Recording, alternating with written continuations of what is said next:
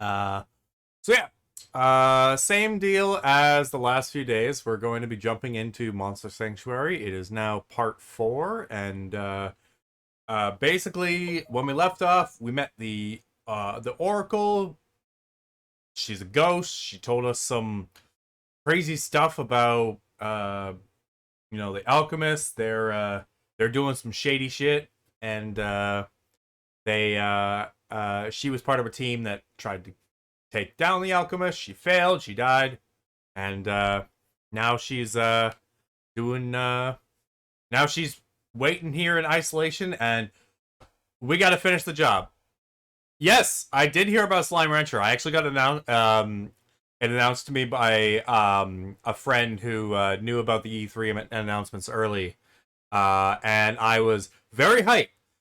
So far, the only things that I'm really hype about is the new Slime Rancher and what was the other one? What was the other one? Oh, Mario and Rabbids, which I've already talked to you about, Mephi. So far, those are the only two things I'm like need. But most of the games I saw, I was like, yeah, I mean, if I feel like it, I might try them out. Hey, Seaweed. Thank you for the sound alert with the applause. Good old applause. Yeah, the Nintendo Direct is tomorrow, which is weird because the E3 schedule that I got from E3 themselves said the Nintendo Direct was today.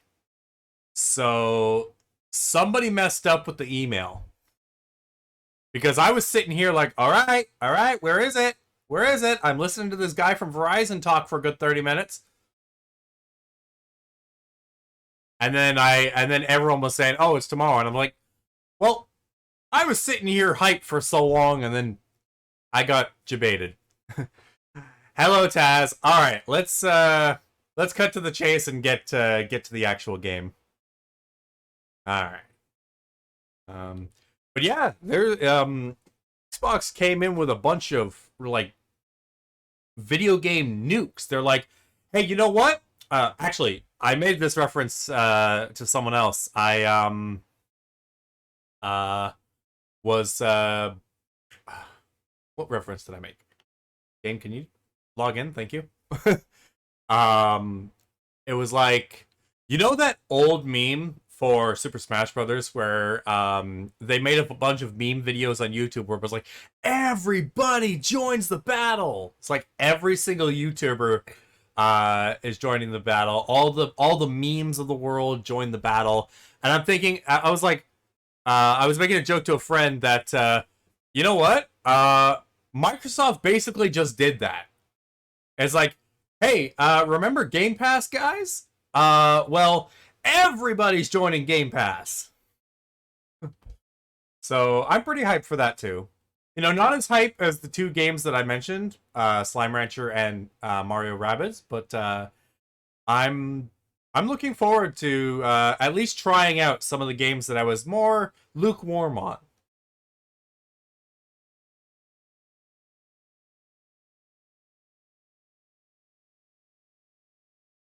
Downtown website will post in link goes. Okay. I may check it after the stream so I can do a little more focus on well, this stuff.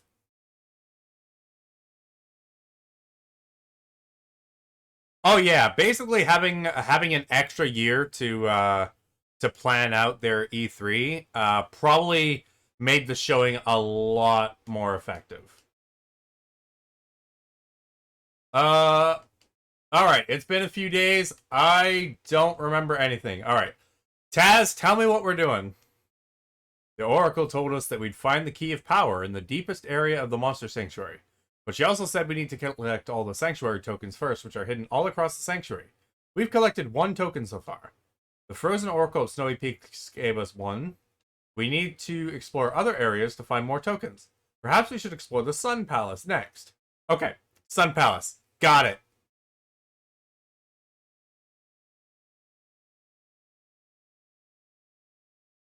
But you know what? Before the Sun Palace, let's go take a look at all this other Frozen stuff. Because I kind of rushed my way here over to the Oracle to end things.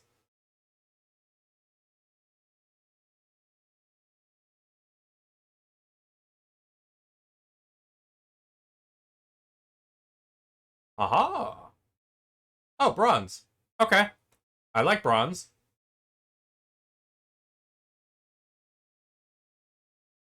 And I don't believe... I think even with the tree, I'm not going to be able to get up there. Yeah. Okay, so we need the swimming dude. Graphics vaguely remind you of Starbound. Yeah, I kind of got a similar feel, to be honest. It's very pixel art style, which I really like the look of. You can get a lot of detail with just a few pixels. Also, hey, 7 viewers already. Welcome everybody. Okay, so I know where the Sun Palace is. See that little see that golden door there, or that golden room there? Yeah, that's the Sun Palace.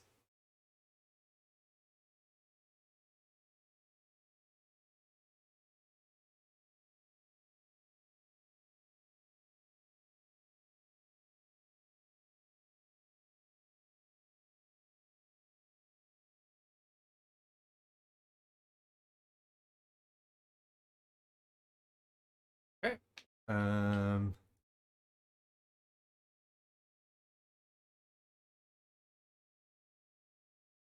Now, speaking of Starbound, I really loved Starbound back when I played it. I played the crap out of it. Um I know a lot of my friends who also had it at the time were really upset with the direction that they took the game based from when it first came out in early access and also the announcements. I was like, I get I get all that, but what they ended up releasing and then what they continued to build upon was amazing.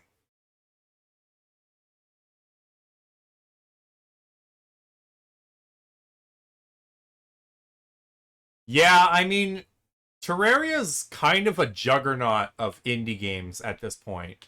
Like, everybody knows about Terraria. Everybody loves Terraria. Um, but Starbound is kind of that hidden gem that it came out, and a lot of people did like it, but also a lot of people fell off from it.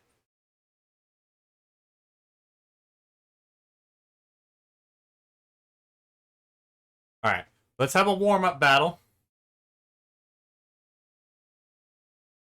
Yeah, that is true. And that's honestly what caused 2 of my friends to just drop the game entirely. The changes, the post beta changes. Um, Me personally, I was a little about it, but for me, it didn't detract from what the game ended up having at release. I don't need to do that. Let's just destroy. Look at that, everybody gets burned. Burn, baby, burn. Oh my god. It's a shame that that bird does not have like a huge amount of it doesn't really have AoE attacks. You trying to heal yourself? It's now 3 against 1, my dude. You are very much in trouble. Mods can, yeah. I ended up the only mod that I really used was, funnily enough, a mod to get for the Steam sale where I could quickly craft sodas, which gave me a ton of points. Or not the Steam sale, one of the Steam events.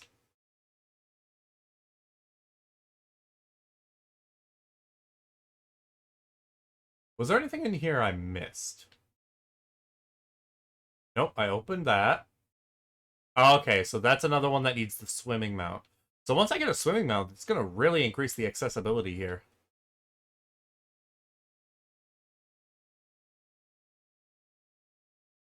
Yeah, at that time, there were, like, one of the problems with a lot of indie games is they have some unfortunate timing, which they can't really isn't really a fault of their own at all. But there's so many good games that come out now, and honestly, in the last decade, really, um, is that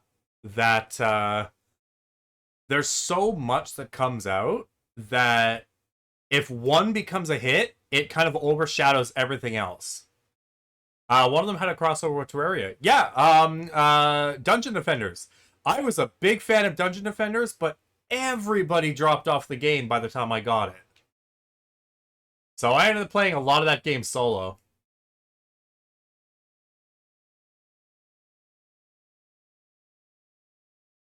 A green gem, a blue gem, and a red gem. Oh man, we got a two-headed snake and a giant praying mantis.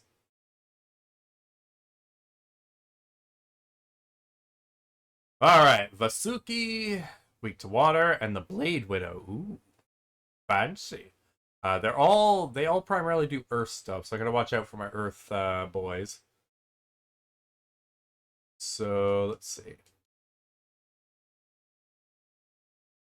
And what else can I do? You know what? Let's go defensive first. Let's see how these enemies hit. Yes, same thing for me, Mephi. I tried to play as much as I could of Dungeon Defenders, but basically once I got to Nightmare difficulty, it was too much for me alone with all my characters. I could no longer handle all the stuff that was coming at me solo. And struggling through that, I eventually just got bored. Okay, so weak to water and earth. So I got an earth attack. He's just physical, but we're gonna keep the defense up. I don't have a lot of water, but let's give the Manticore up. All right, let's start with Riot.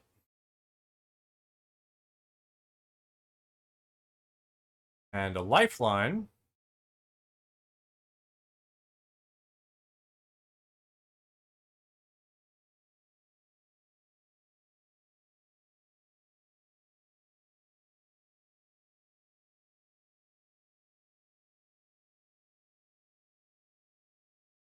Um,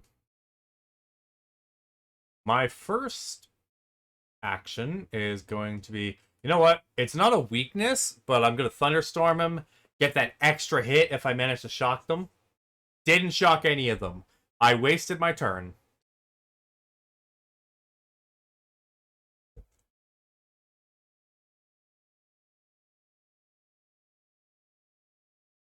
Oh my god!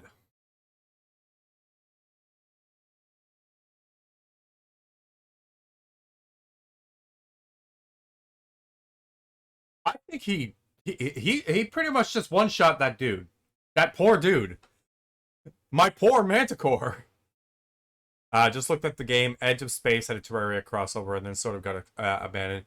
Yeah, Edge of Space is another one I heard of, and I wanted to try it. I never quite got there. Yeah, so it's a good thing I chose to have a healer cat. Oh my god.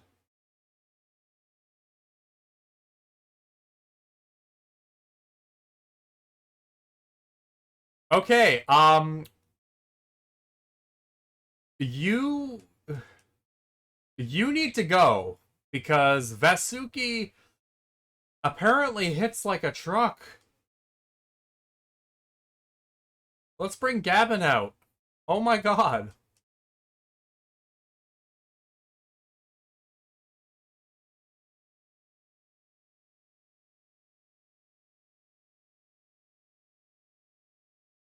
I mean, never mind truck. That's like a full freight train there.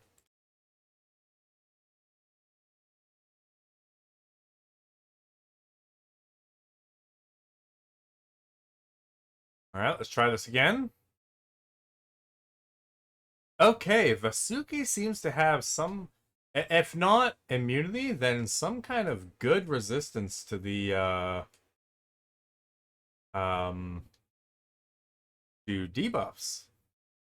I may have to use stuff that guarantees a debuff.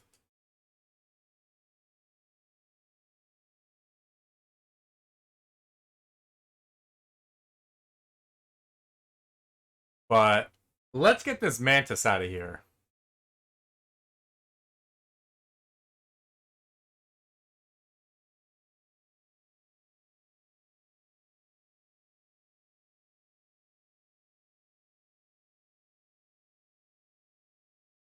Alright. Let's see if I can at least infect you with fire. Alright, we can burn you. You're not immune to the bullshit.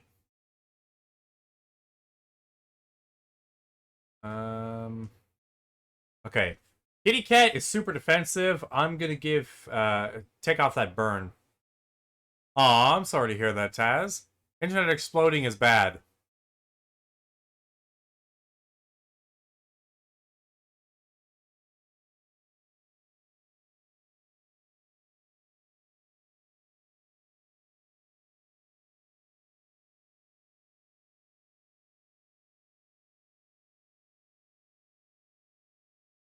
Uh, bu- bu- bu- bu. Hmm. Let's get one more ignite up.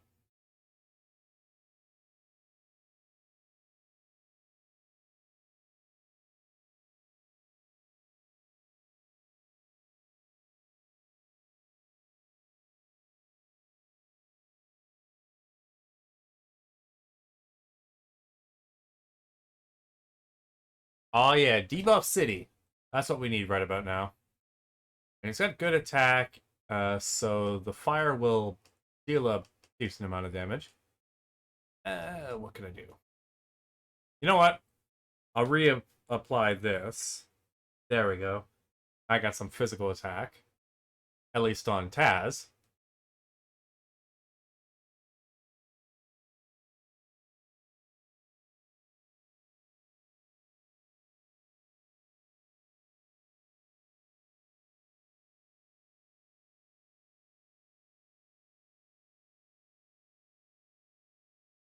So I don't know if this will work for you, Taz, but right now it seems that the Twitch gods have allowed, have given me uh, access to the encoding servers so that so that you can change the quality level. It might suck not having nearly as good quality, but maybe see if a lower quality for now while your internet's exploding will at least allow you to watch or listen to the stream.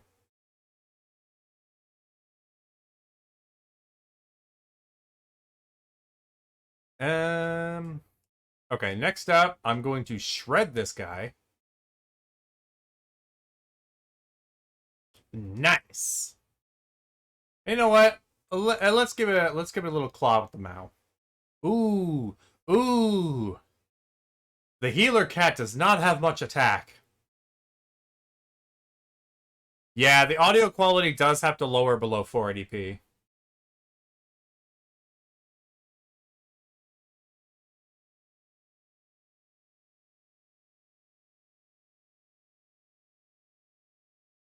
All right, let's see what made this guy such a badass. All right, so poison makes sense. Let's see. On double strike. On each hit, there's a 10% chance to trigger another hit with the same base damage. So I'm thinking that based on the number of hits Vasuki managed to get off on my Manticore, he got super lucky and he hit like 3 double strikes. Debuff. Or maybe he just had all 3 of these double strikes, so he had a 30% chance.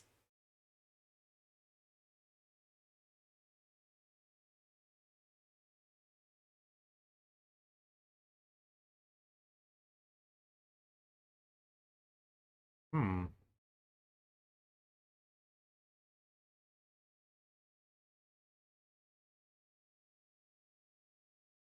Yeah, this guy seems to be all about Debilating the enemy and then just utterly annihilating them. Which I can get behind, but also, ow.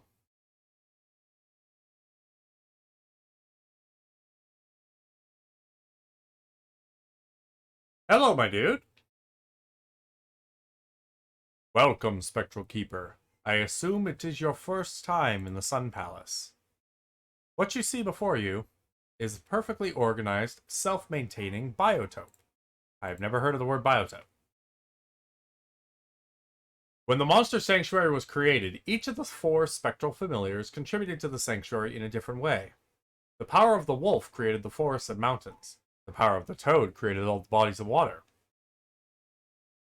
The powers of the lion created the stronghold and all the other stone buildings of the sanctuary.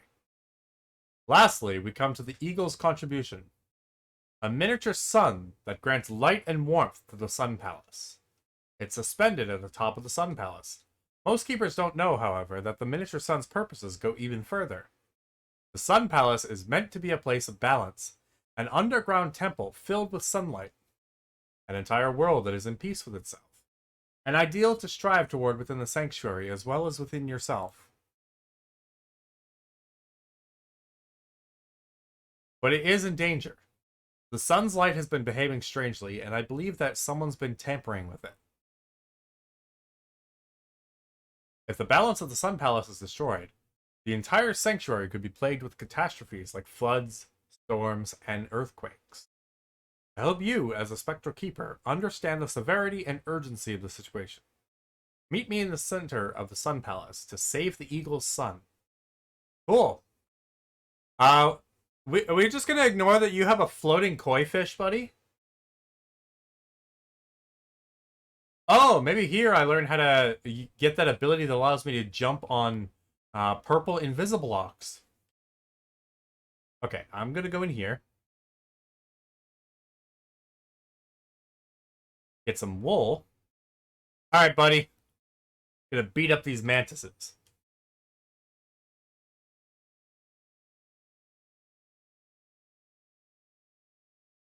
You know what?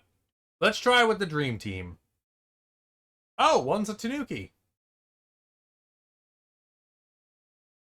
Alright, Mr. Tanuki.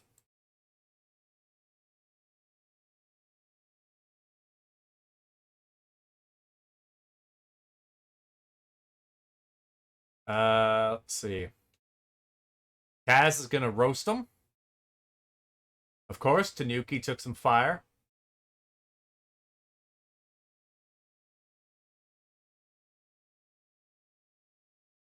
And of course, Tigress with the super bleed.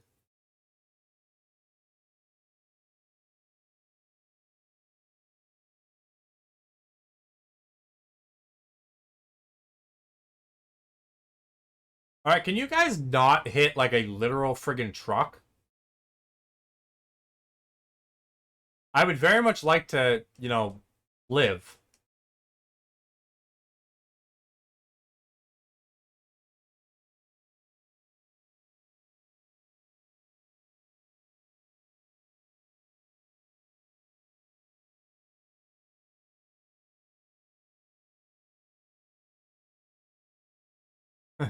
Living is overrated. I mean, I like it. I would like to continue doing it.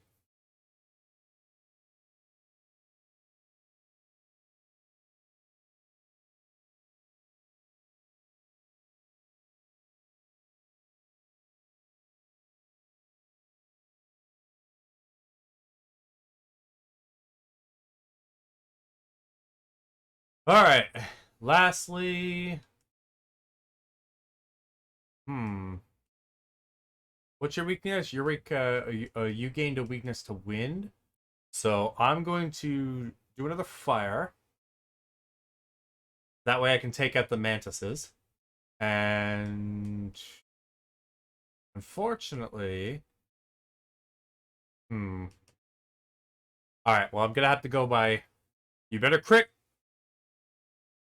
Oh, you crit the hell and back.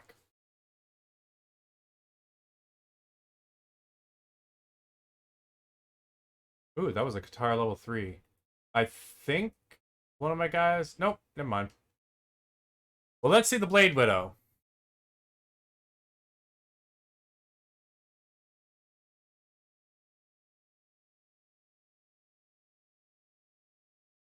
All right. What's your power? So you've got a good bit of attack. Every physical attack triggers an additional hit equals to 50% of attack value. It makes sense that you'd be kind of focused on doing more damage. This monster gets 2 random buffs when an enemy monster is knocked out. That's pretty cool.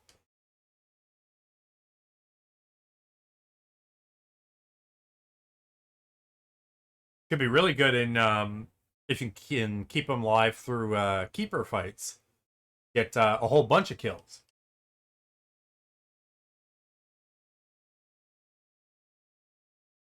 Let's go down the trees a little bit.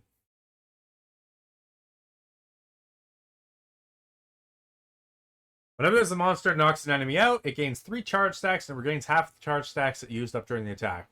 Sounds good to me.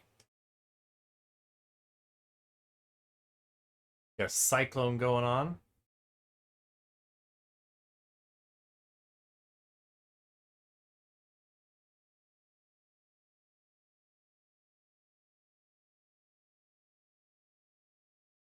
If this monster would gain sorcery, it gains might instead. That's nice.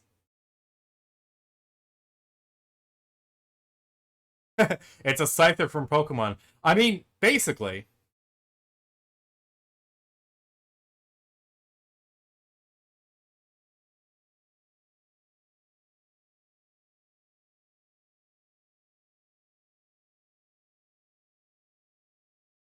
This guy is ready to... Oh, wait. I want to see what this thing is.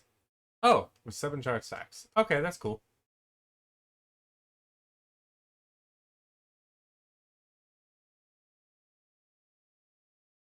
So I might check him out at some point.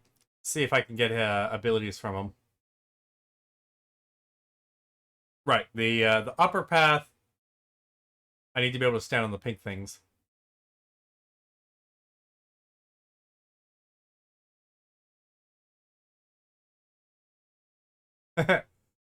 Oh no, I know it wasn't mentioned a bad way. I've been making Pokemon references the whole time I've been streaming this game.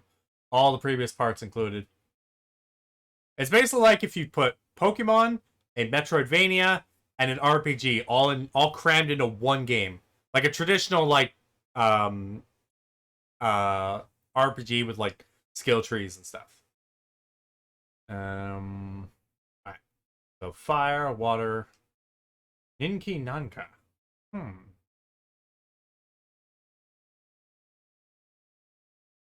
This looks like an alligator fused with a minotaur. But it has the face of like one of those Oni masks from Japan.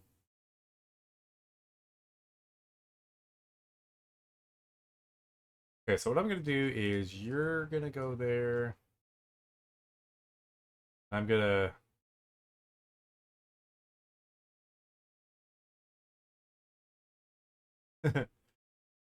Well, I named him Gavin because the running joke with Achievement Hunter is that anything with a long nose is Gavin.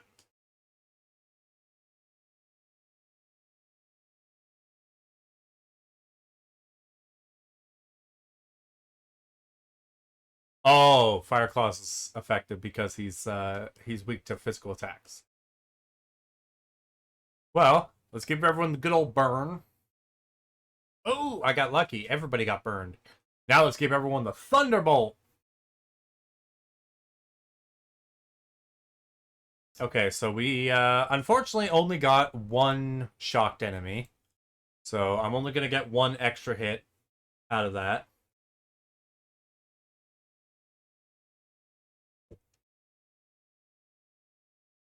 That tackle hit so damn hard.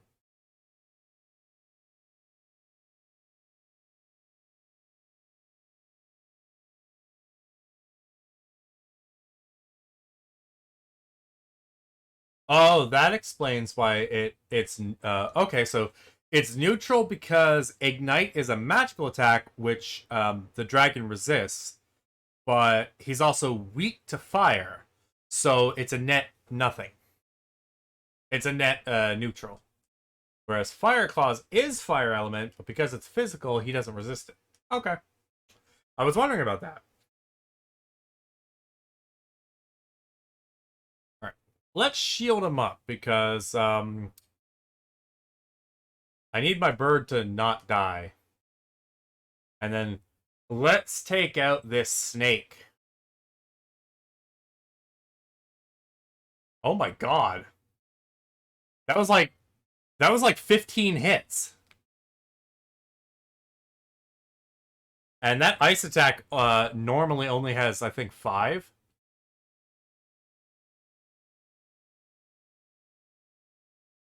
Oh, it's 6 hits, but it hit for like a million.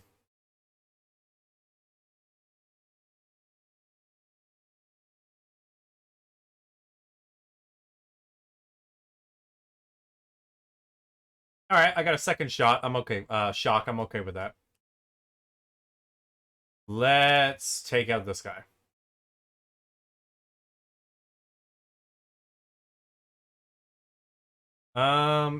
Does he? I'll give him a chance. I'll give him a chance to die from the burn. Nope, burn wasn't enough.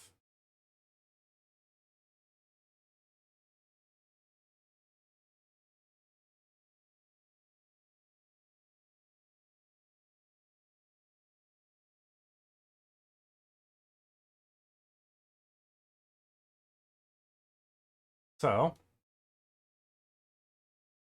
let's kill him with a good set of shock. And him with some claws of doom.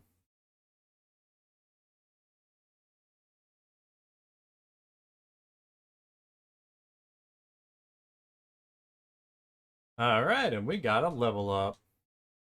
What are we gonna give Meow? Hybridization. I could do that.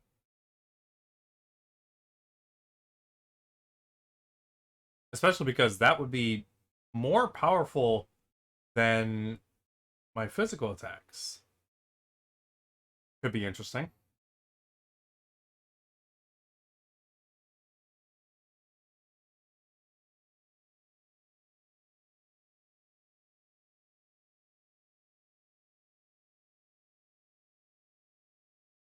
Hmm.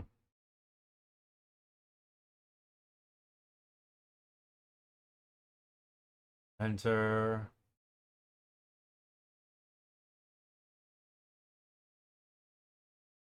You know what? I'll do healing shield.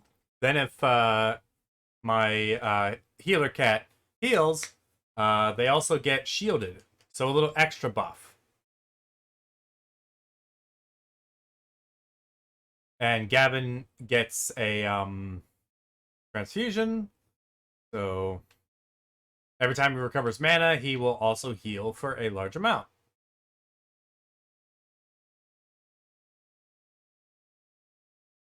Oh, I think I know what I gotta do here. That's gonna be a bit tricky. You know what? You guys get to die too. Hmm. It's gonna be tricky to get you, though.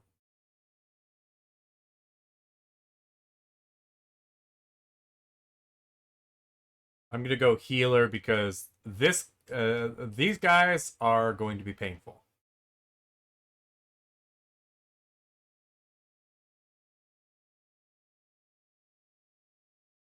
Let's make sure that they can all regenerate health.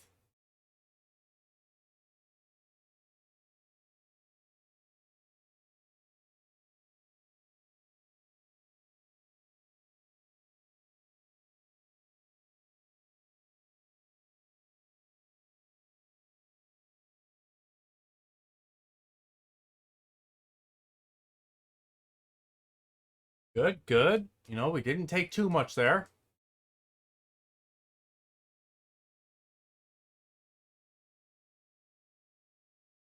Give everyone a nice little shield thanks to Senor Cat.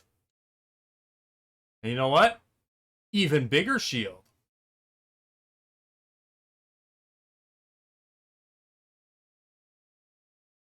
And let's get everybody on the I'm burned train. Looks like they had the same idea.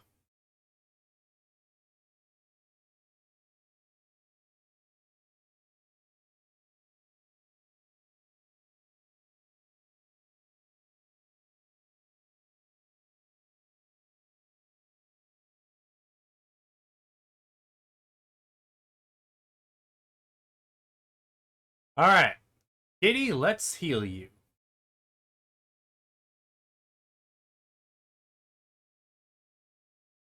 And let's try to freeze everybody.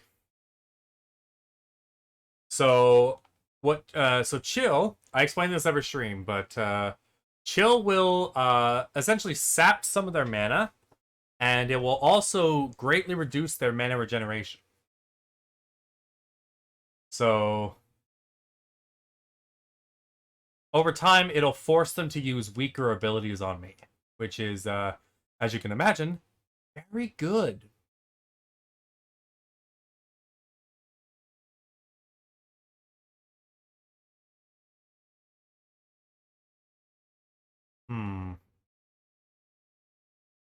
This poor guy needs to get his debuffs off.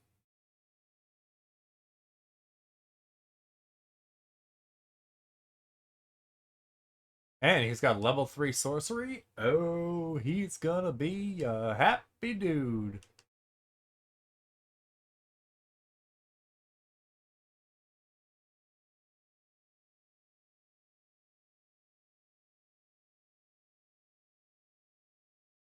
Aw. They almost all died.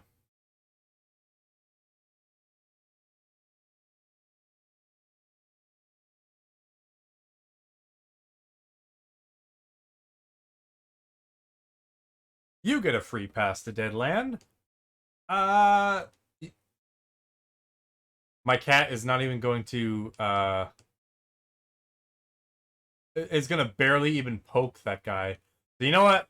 Let's just make him better.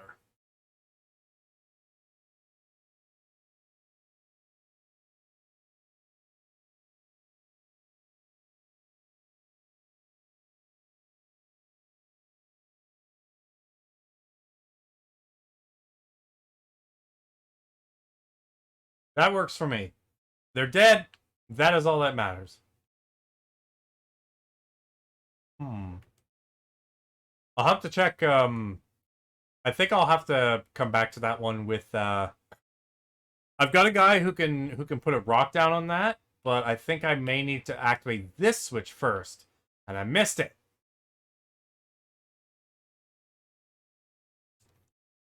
That is one thing that's a little tricky about this game, is sometimes the mechanics do require you to be a little bit ready for stuff like this. Some complex platforming.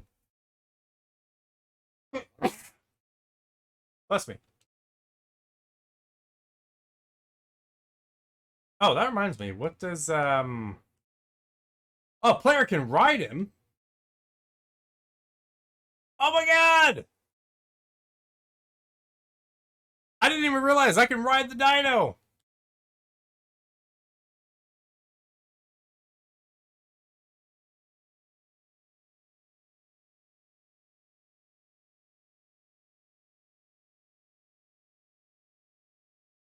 Alright, so that opened something.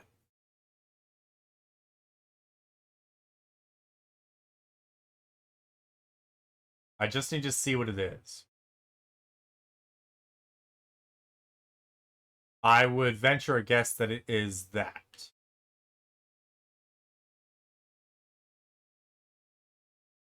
Ah. Let me guess.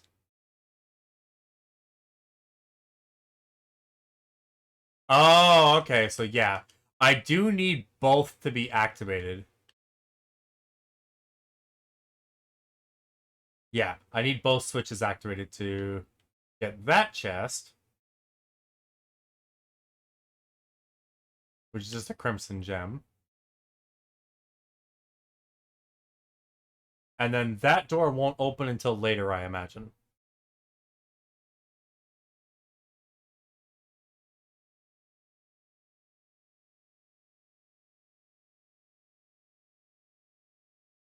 Ooh, okay. I gotta activate a bunch of these.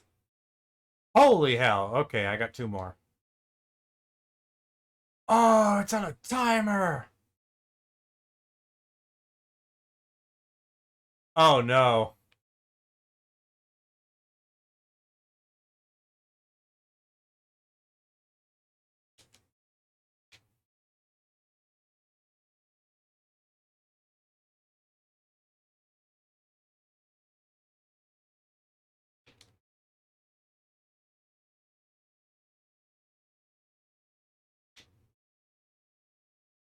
Alright, I don't think I'm fast enough to do that just yet. There's probably something later I can do. Well, these guys are painful, so let's get some whooping going. Let's get some grinding of some experience. That's it. That's the thing I want to say.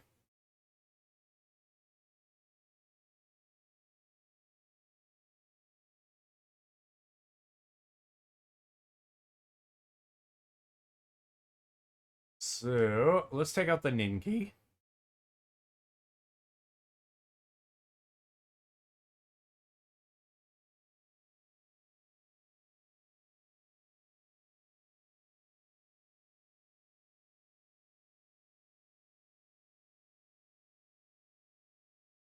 That is a powerful ignite, my friend.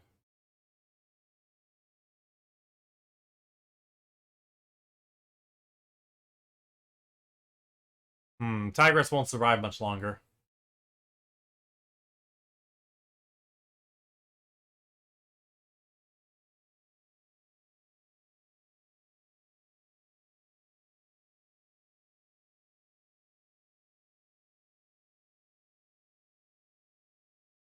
Let's give him a potion.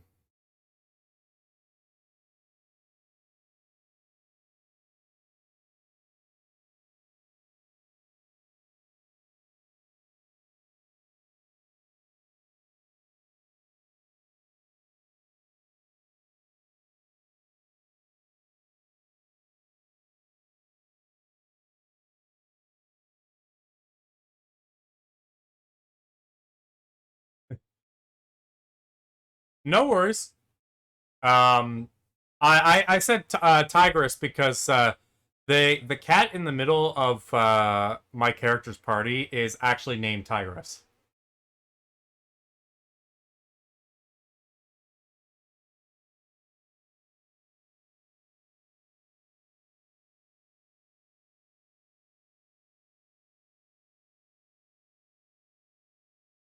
All right, let's hold off for a moment until Kitty can do some heals.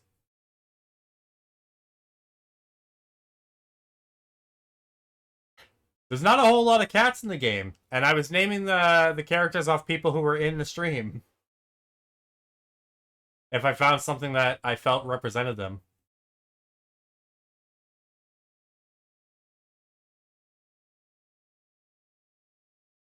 All right, that one guy is gone, so that's good.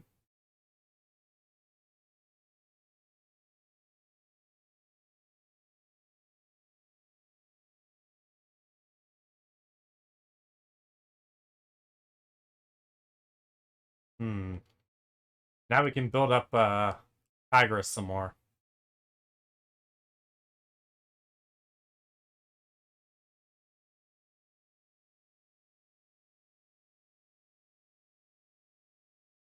Well, I already named the one in front of Tigress Meow.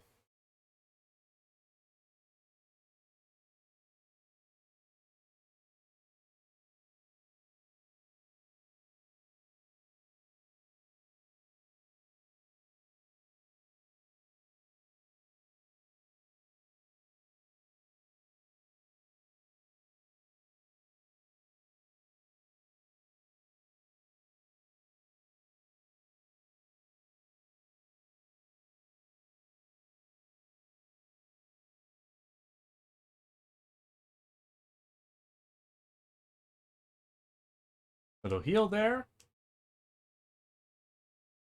And we are ready to kill. He dead. And him dead. Everybody who needs to be dead is now dead. Oh, nice. Yeah, I'll keep that Basuki egg for the monster army.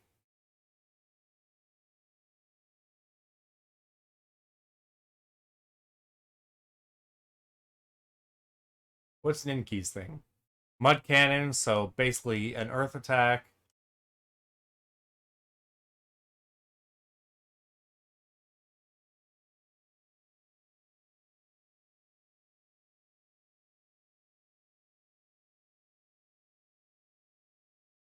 So basically a support role. Okay. Um, I'm cool with that. Hey, buddy. Hello again, Spectral Keeper. This is the center of the Sun Palace. Usually, just over there, you'd see a tower extending upwards. Seems that my suspicions were right.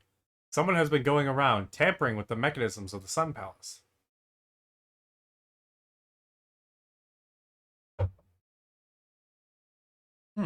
Swallowed a hair. Mechanisms are in place to lower and raise this tower. We need to raise the tower again so we can ascend to the Eagle's Sun at the top of the Sun Palace. There are levers hidden in the aqueducts below to raise the tower. The entrance to the aqueducts is right here. I will wait here while you raise the tower, so that I can quickly climb the tower and assess the situation. No problem, buddy. I'm just going to make a very quick detour over to this area. I will warn you that the sound is not optimized for this area, so it raises the music audio a bit.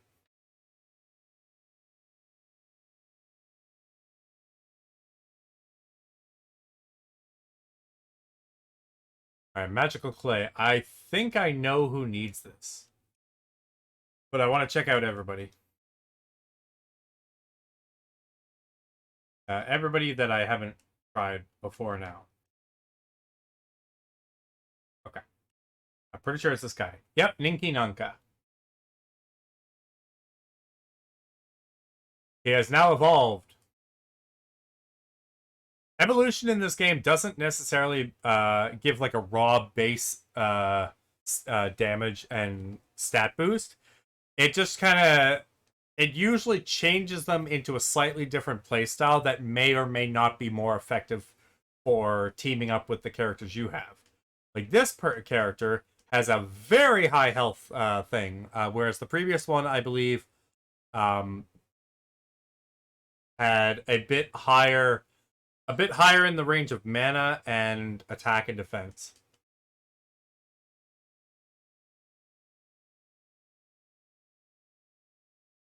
And this guy also gains a fire attack, as opposed to being pure, mostly support and some earth damage.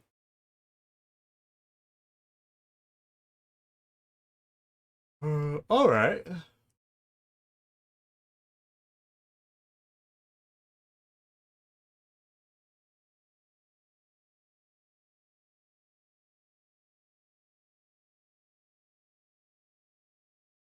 This could be a pretty powerful character. I'll have to check him out later. Oh wait, I forgot we leveled up.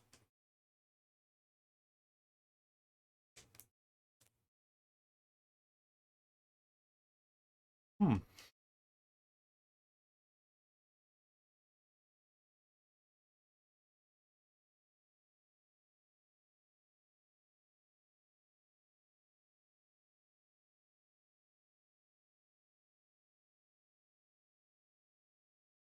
Um, I'll do this because if I can get aging, that's a very powerful buff. So once I hit level 30, that will be very, very nice. And what are we gonna give to Tigress?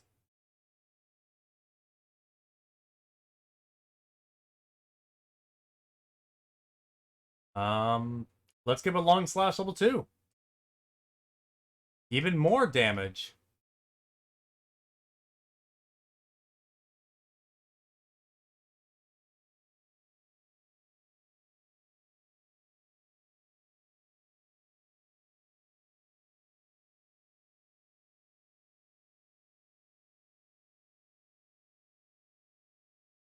Hmm.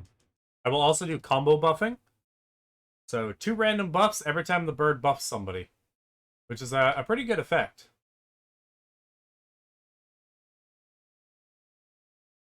If you keep eating champion monsters at this rate. I missed the other part that he said there. That's okay. Now, let me just check something. Alright, you guys all have some pretty decent stuff. Let's go back to the blacksmith. I want to see if... Oh wait, I'll go to the keeper here. Strength of the monster's army. Nice! Thanks to your effort, the total monster army has reached strength goal of 2,300. Here are some special rewards. Got some combo potions. Got some mass potions. Very nice, very nice.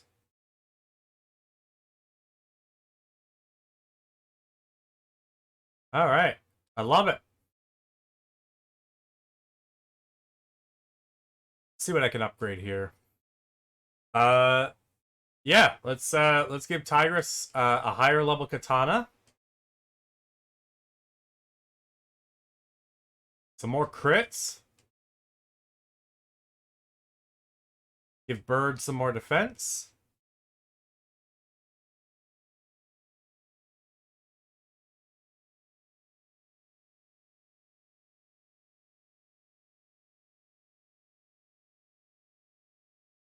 And I think that will work out for now. Let's make sure these guys stay with their special items stay up to snuff.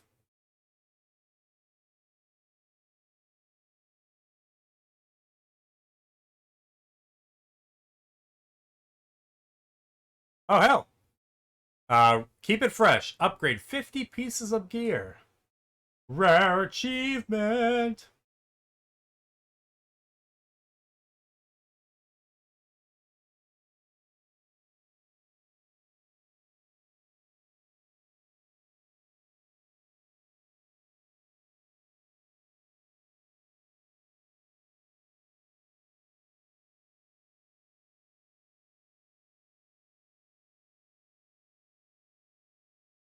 Alright, that's everything upgraded.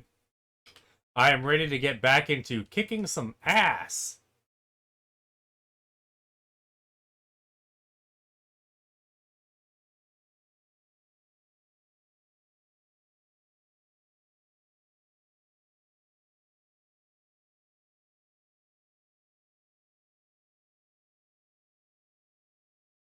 Okay, there is a switch up there, which I imagine I will get to as this area raises. Oh god. I meant to jump onto the thing, but I fell way down.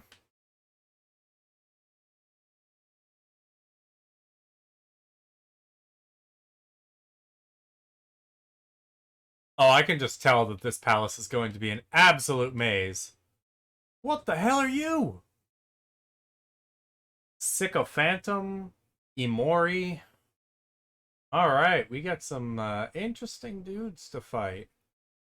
And these guys got a pretty good balance of ability ranges. Pardon me.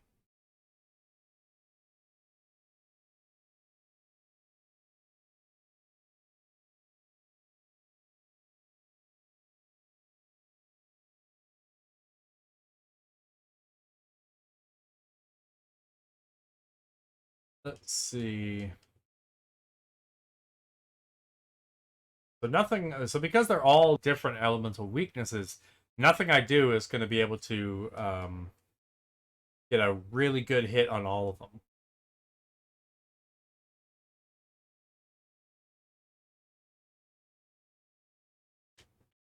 Let's just make sure that everybody can recover. Psychokinesis. What's that? All right. So that's sorcery and agility. So the snake has a higher chance to dodge my physical attacks.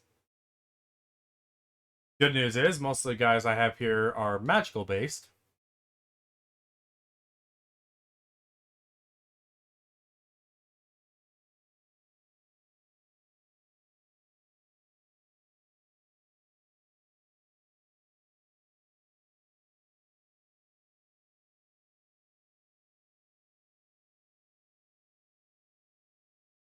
Let's bring this guy down. Ooh, yeah. Oh god, he got hit by a truck.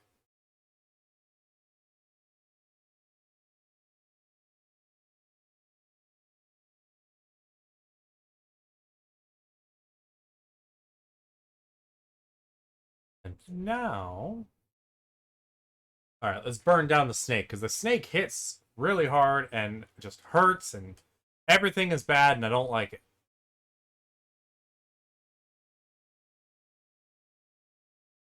Snake is dead. Snake just got nuked.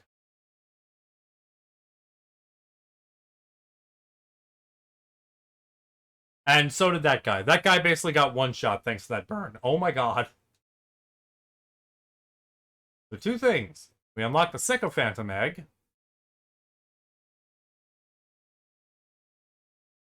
Let's see what his deal is. As long as a monster in your party has 4 more buffs at the beginning of a turn, it gains 2 charge stacks. That's cool. Sorcery and agility. All monsters deal 5% more damage. Um,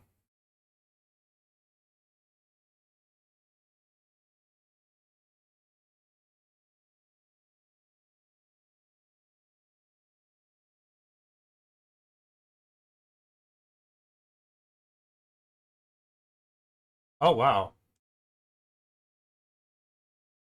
So this guy is basically all about the damage. Ooh, a stack of blind. 40% chance to miss. Every missed hit removes a stack of blind. Ooh, that's... Oh. That's actually really cool. I haven't seen blind before as a debuff in this game.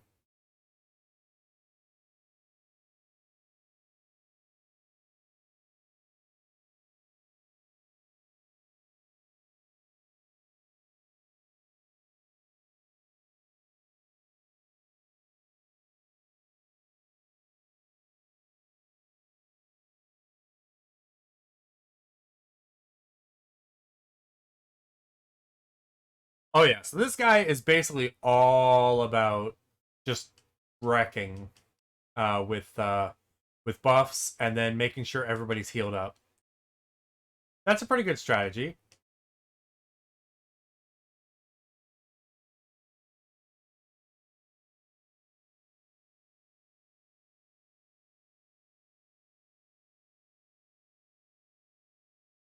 Let's do this, and I'm gonna get magic proc.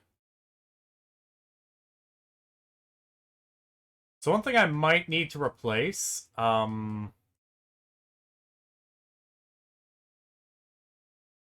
me look through the skills of people. I need somebody who's got who's got some good water damage.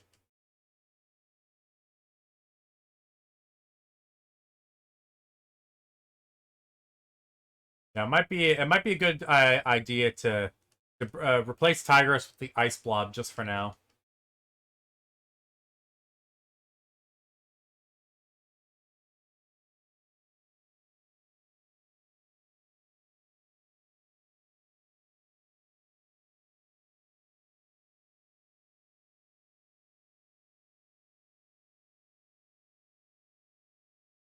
I'll give him the orb. Mana.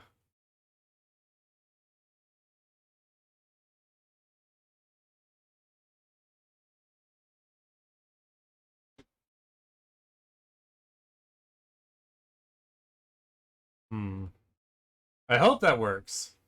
Let me give him the level badge to get him up a bit.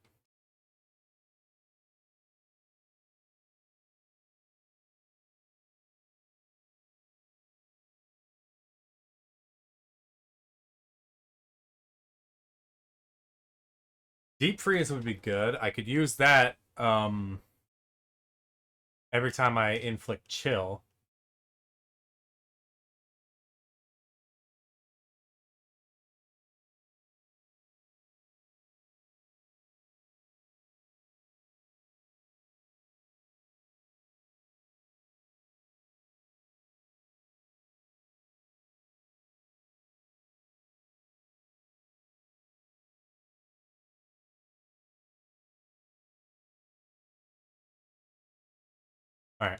Let's see if that does anything, because a lot of these guys are weak to um, water attacks.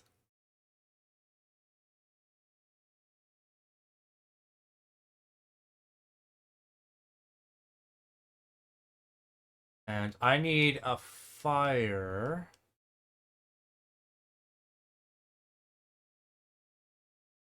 That's going to be tricky.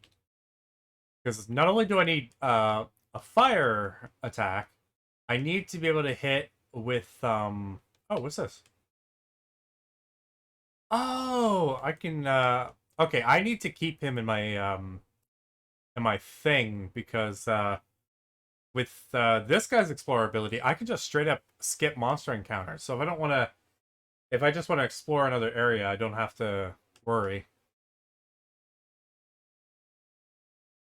All right, so this guy can activate those orbs from range. But I need to get fire orbs from range.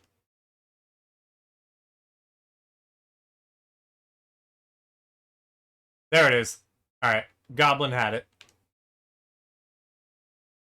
What about ice from range? That is you.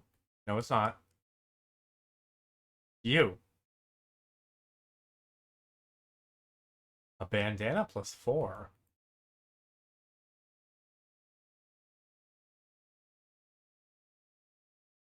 You the only one with a bandana? Alright, Cat gets the plus 4.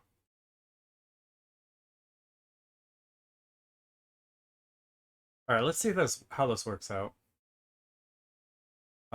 It's not going to work out because he they've got earth weakness instead.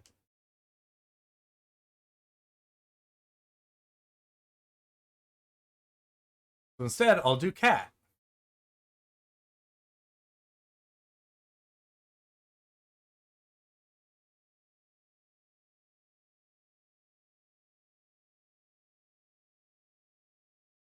Power him up. Oh, good. Lovely. Lovely. Um, let's do a forge. Let's shield up, see what they got against me.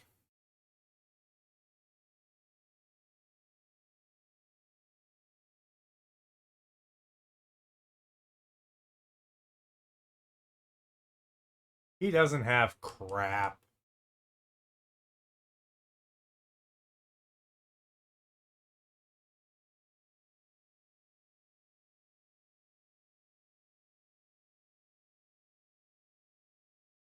So, it's not going to do much damage, but, ooh, the Ninki has a lot of health.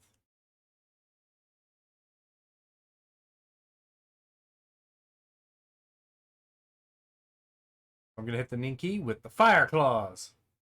Oh my god. He got a lot of health, but I freight trained him. How dare you? How dare you kill my cat? I did not say you could kill my cat.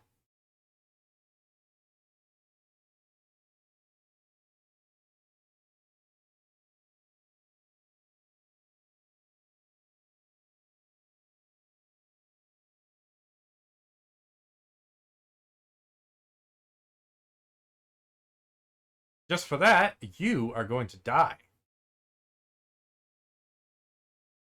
Well, you were going to die anyway, but now you're super dead.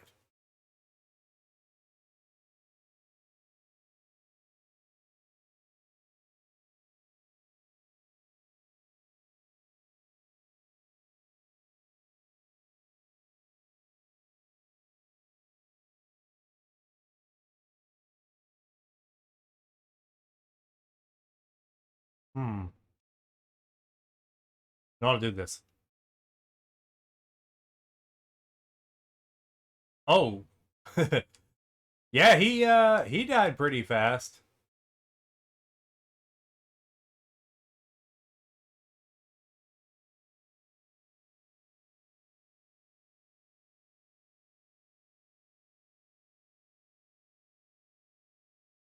No, Tigress isn't fighting for this round.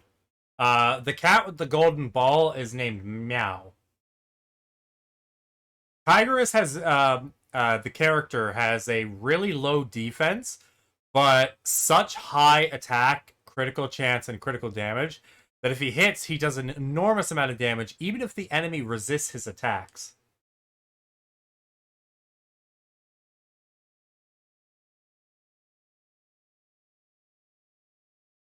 So I often put him out the as the I don't really have an attack for this guy, so Tigress just go out and nuke him.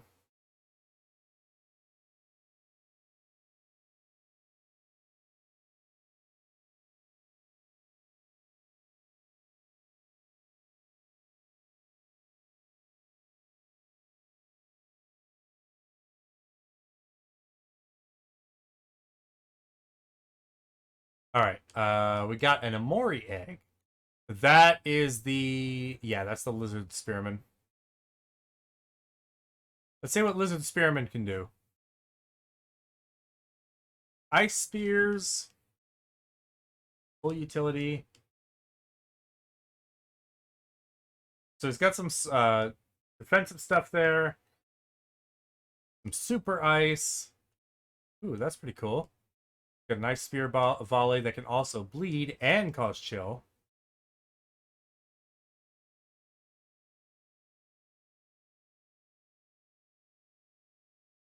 Then we got this one, which this tree seems to be going down the path of inflicting a bunch of debuffs as well as raw power.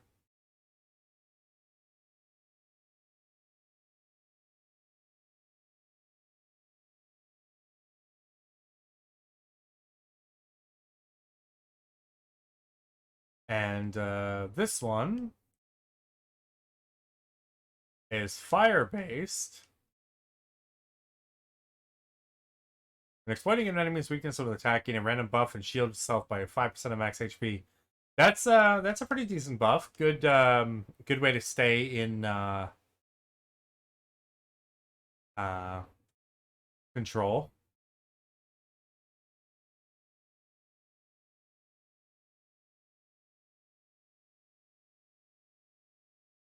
All right. I kind of like his play style too. Now we're starting to get into the characters that have a lot of variety in how you can play them. But I've already kind of got my dream team. Oh god, it's one of these. Okay, so what did this do? It does the first two. It alternates them. And that alternates the last two. That brings those up.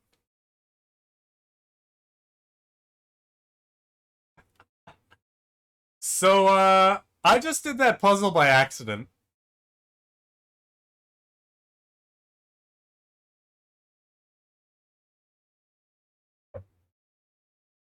I mean, it wasn't a terribly hard puzzle. It was literally just skip one as I go down the row.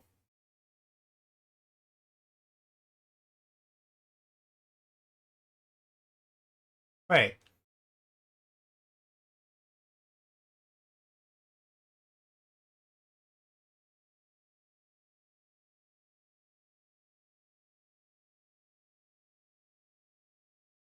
I feel like there should have been something else here. Was that it?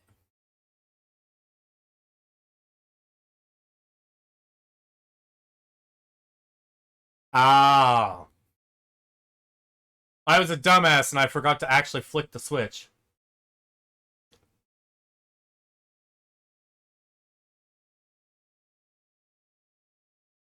That makes a lot of sense. Okay, let's check what's under the water. Under the sea. Under the sea. Oh, wow. Alright, the game just lagged really hard for a second.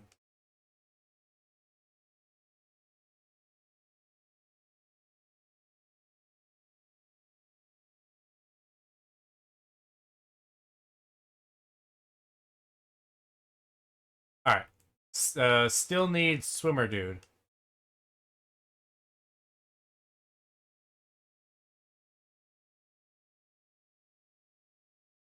And because of that, I'm also not getting in there.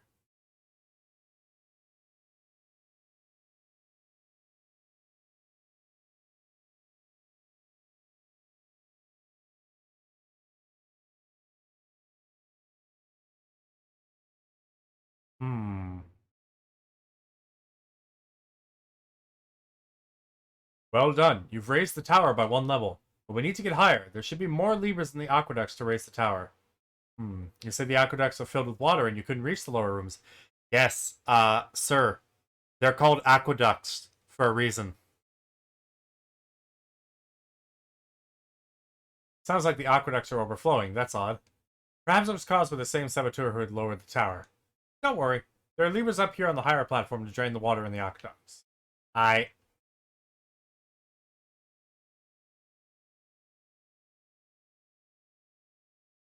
Oh! Looks like Looks like I don't need, swimmer dude monster.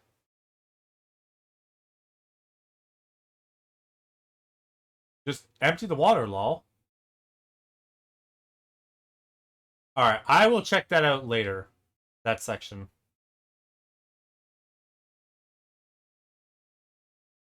That is a future Cody thing. Oh, that's all you had there? Just some iron?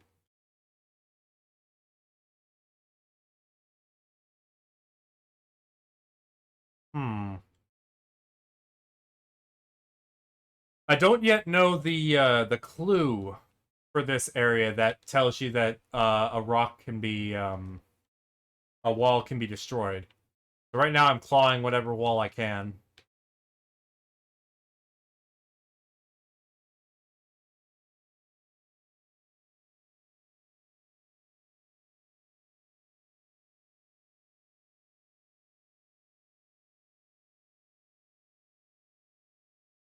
Oh, there's a thing up there. Alright, bird, lead me the way! A carrot. Bird, you led me to a carrot. You know what? That's okay. Carrots actually give you a lot of max health. So, you know what? Good job, bird.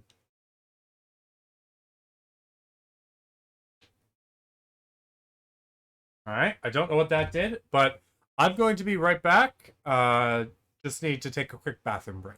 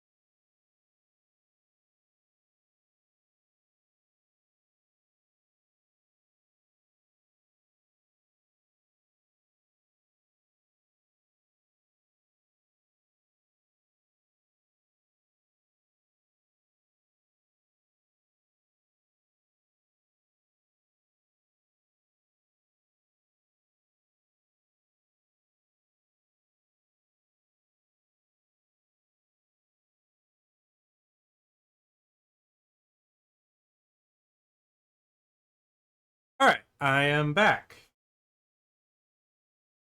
I may have to step away again in a bit, but probably not for another hour. Alright, so I need to find a way through this. So pardon me. I flicked that switch. So maybe... Okay, I'm gonna get the chest here. Oh, Phoenix tier. Is that different from... What was the other consumable I had? Oh, no, it's just... Phoenix tier was the revive I always had. No problem. Alright, let's see if this can lower the aqueduct a little. Oh, hello! It's the Teenage Mutant Devil Turtles. Actually, no. It's, it looks like it's Bowser. Bowser's hiding in the sewers. So he's weak to magic, and he's weak to water. I know exactly who to send against you assholes.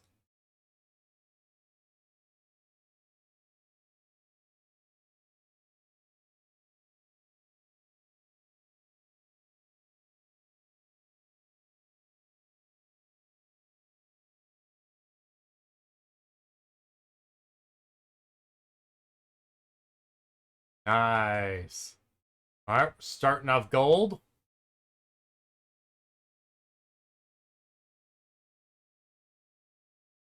Unfortunately, didn't chill anybody, but we can bring it back.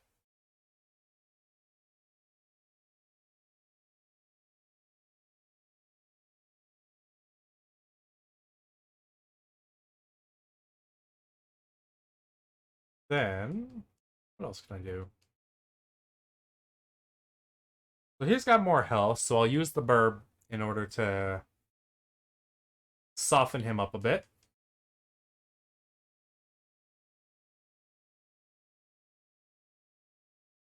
And then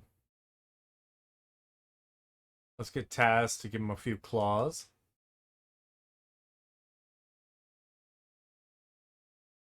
Let's try that chilling game again. There we go. Now everybody got chilled.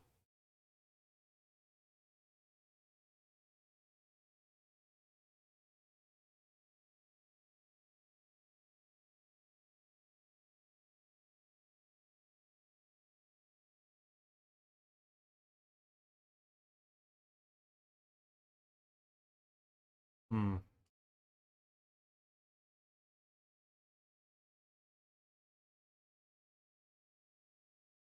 Alright, so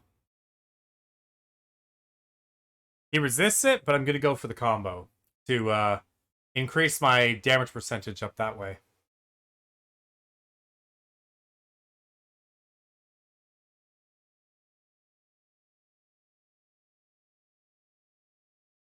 And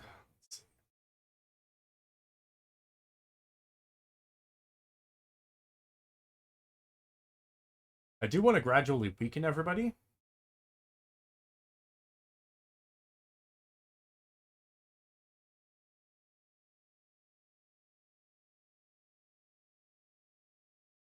Alright, took out the turtles.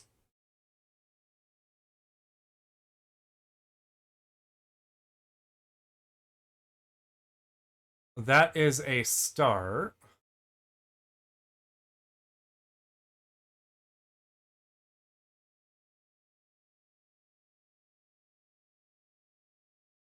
And Taz with the finisher.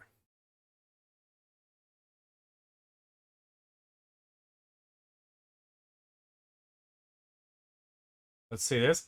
My new motto in this game: gotta hatch 'em all. Because every time you get an egg, you gotta hatch it. All right, so what's he got? Okay, so Kame is super defensive, good health balance, and some decent attack and mana.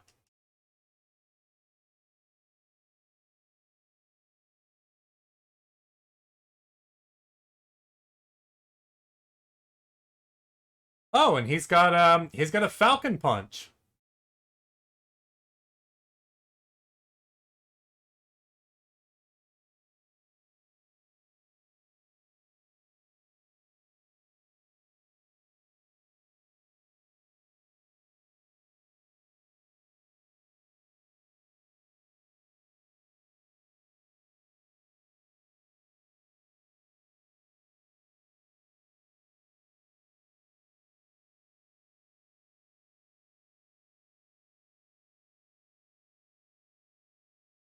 Let's see. Let's do both of these to have some multi-hit water.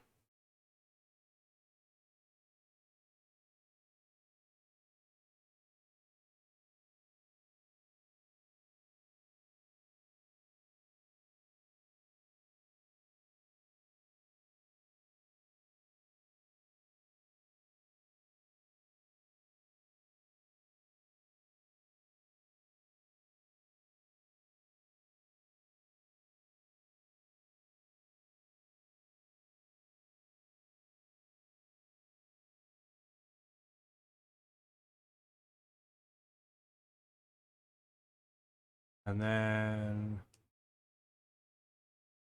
we need a boost in that regard. Might and Barrier. Sounds like a pretty good set of boosts there.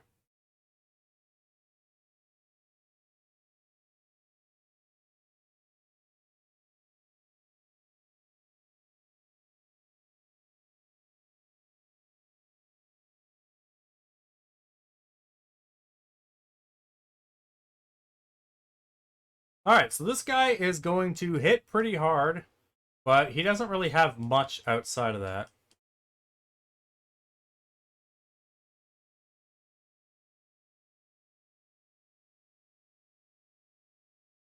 So I'll give him the guitar.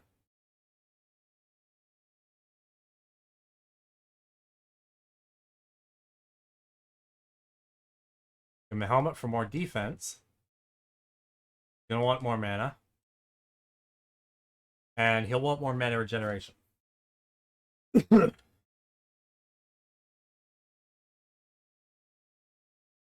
what were his things again? Elemental, he's got fire, water, and physical.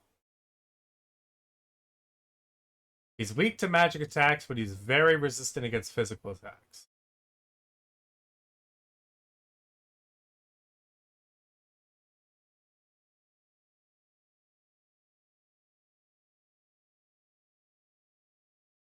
Pardon me. Alright, Meow does the magic proc.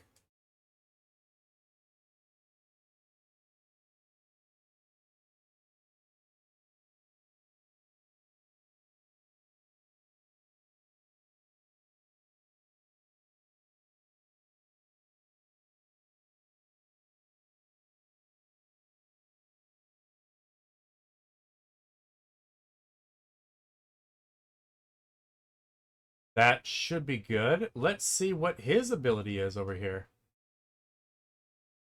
Okay, he can summon a rock. He's got the Johnson in his pocket. What's down here? Oh, there is stuff down here for sure. What?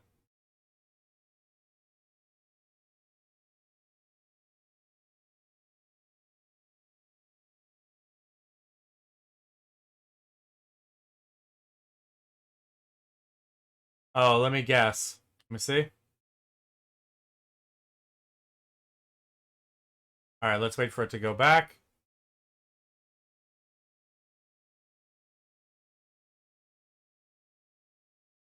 Alright, so it's a race against the clock.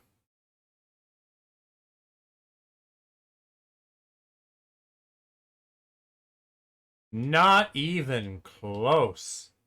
Alright. I do need, like, a swimmer dude for that, I think. Because I need a way to move quickly in water. Or at least some unique item that doesn't hinder me in water. Alright, you guys are all weak to fire. In that case, you are so dead.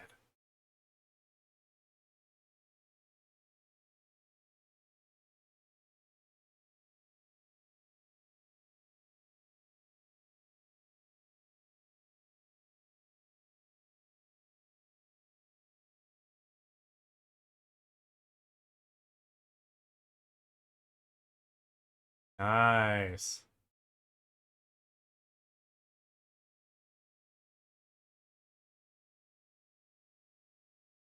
Okay, so he's got a good amount of health, so I think I'm gonna poison cloud. Try and get a poison off on him. I only get a poison off on one of them, but it's okay. Oh, son of a bitch, I forgot. He can restore. Alright. Never mind the debuff game. Let's go for a pure kicking his ass.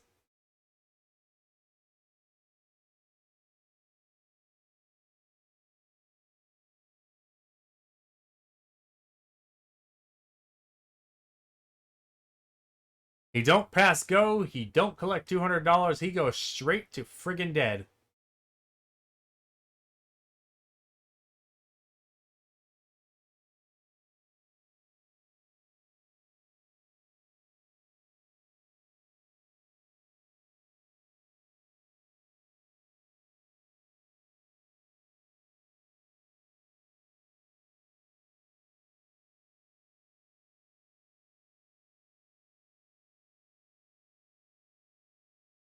Oh, he's got a very high dodge. In that case, let's get rid of this guy first. Bring it.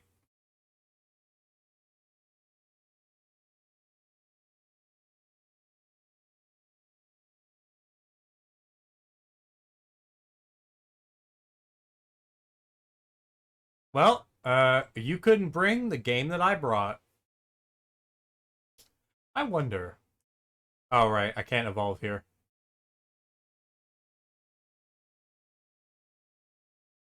Time for some vertical ascension. Oh, wait. Gotta check those walls.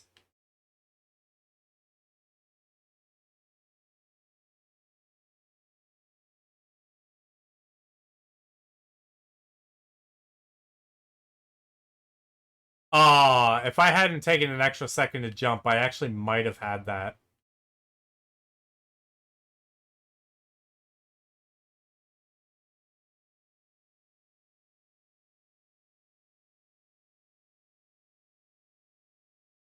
I can get right to the end, so I think I can do it. I'm just a wee bit too slow.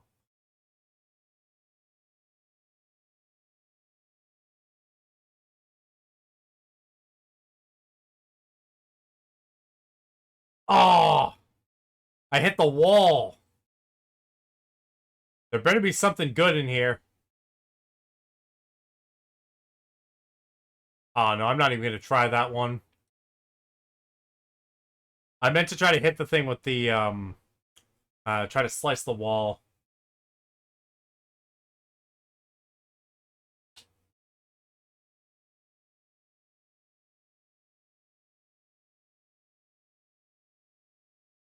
Oh, you bitch.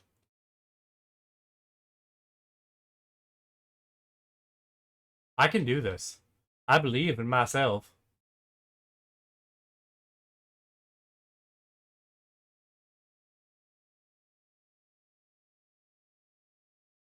Fucking did it.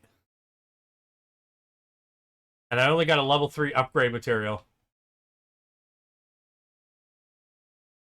That's all I got out of that? Aw. That's okay, though. I forgive you, game.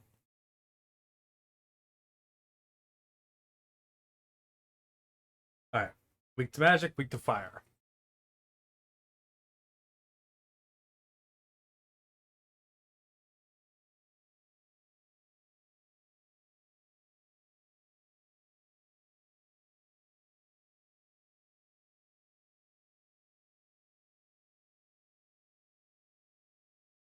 Let's get you burned.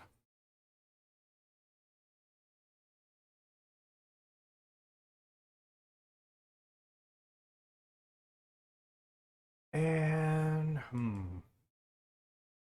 yeah, let's try the poison route again. Nope, we got a double poison.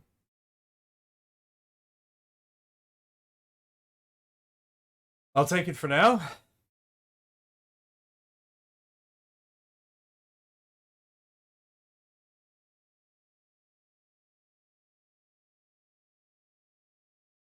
let's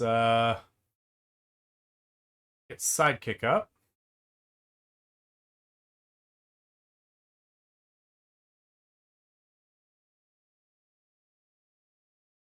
Now let's burn the hell out of them.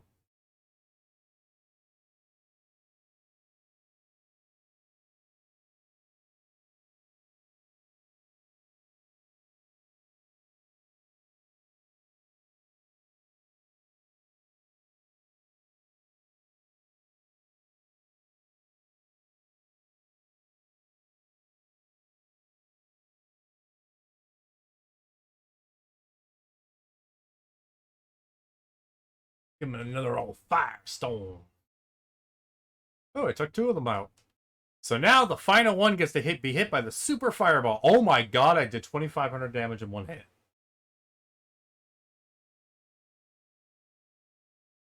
Get fucked.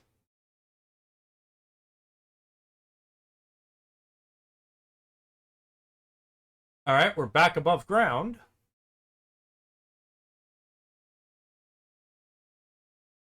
And I'm going to guess that this is the maze to do another lifting. Oh.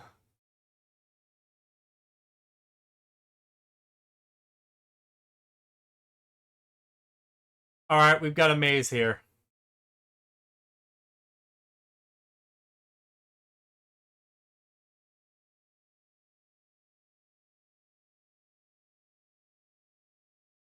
Hmm.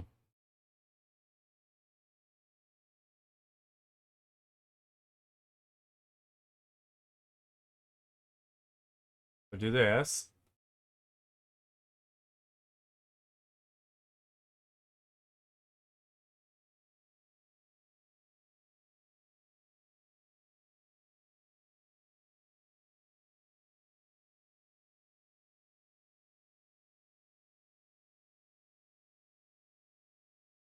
That alternates those.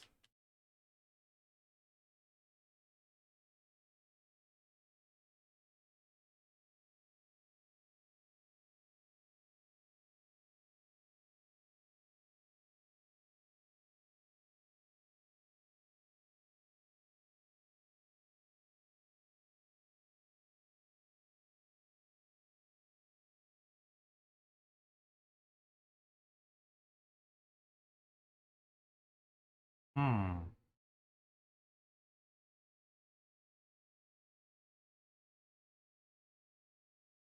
Oh, shoot. Okay, not enough. Oh, you know what? I can double jump to this one. Double jump to that one, and then I can jump up. Okay, I get it.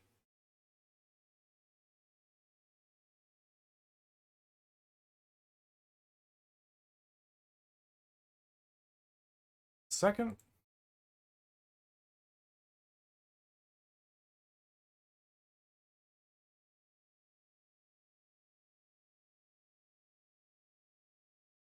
Okay, so I've got that set up. I just need to keep those 2 up. Do the same here.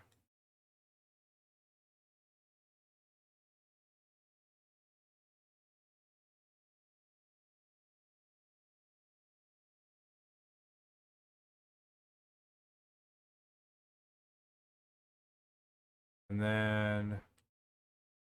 Okay, so that reveals that one. Let's go up from the right side here.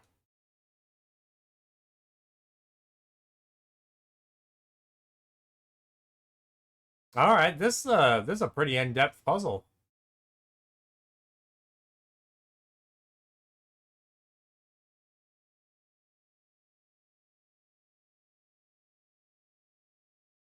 Alright, I kind of dig it.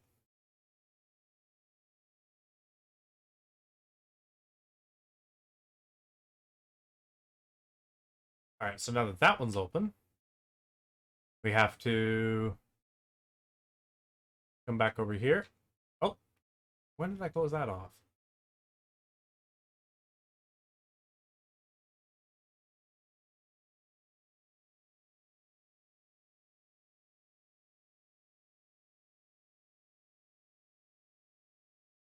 Good. Okay, that door opened. We're ready to go forward.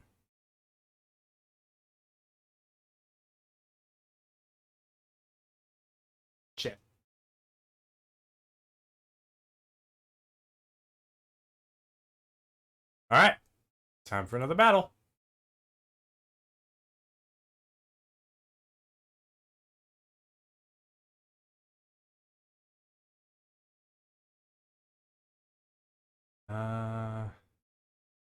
Fire, but it should be physical damage fire.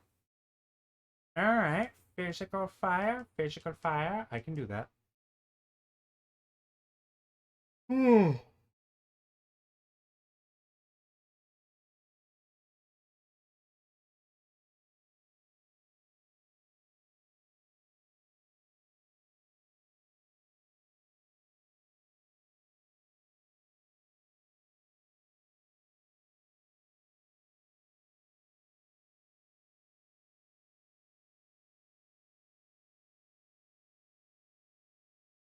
Hmm.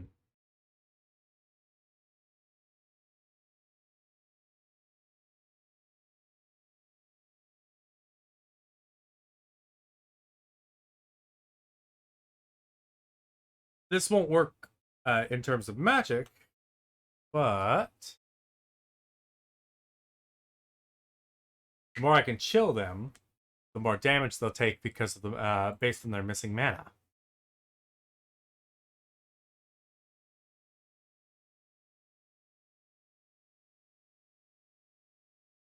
And then we'll give team play, get a stack of sidekick for some bonus damage as well as barriers.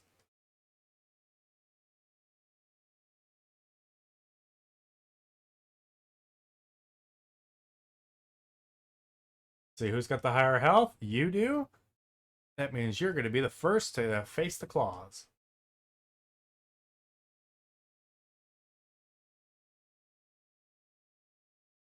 And you guys are going to get chilled again, trying to get as many stacks of that good old chill as I can.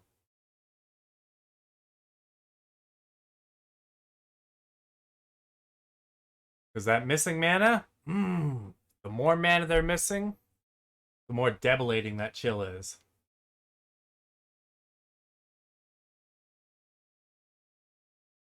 And they have very little mana regen because of all of that chill.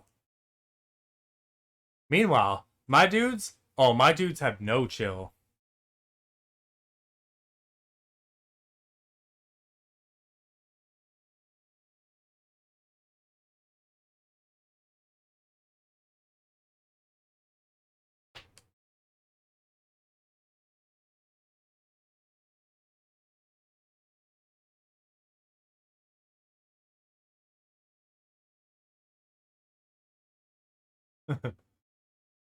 He resisted that attack and I nuked him.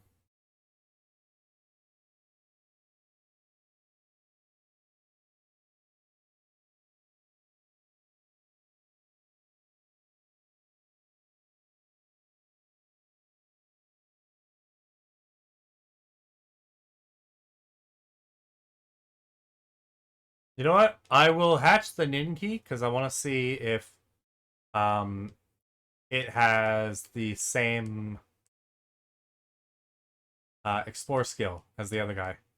Also, I accidentally deleted one letter from that, so he's not a Ninki, he is a Nink. I don't know if that's a bad word in some language. I really hope not, but if it is, Twitch, I'm referring to a monster's name, not anything bad. Don't smack me, please.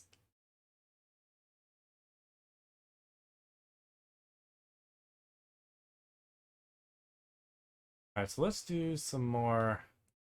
Yeah, let's get that so I can get some critical hit boons. Because I got a pretty decent critical hit chance.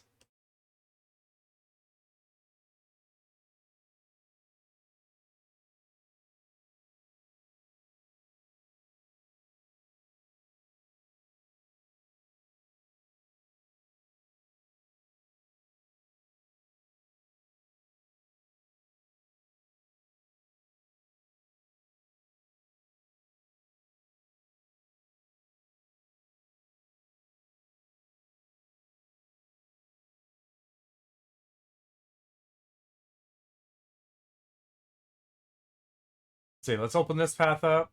I can get double impact later.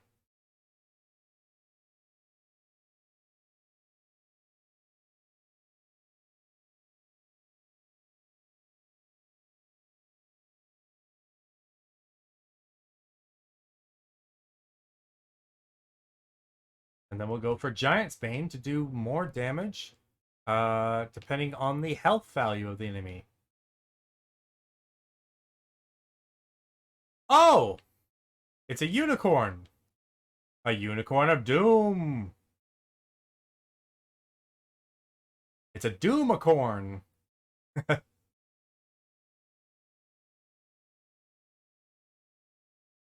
Alright, I don't know what we're about to face here, but it could be a problem.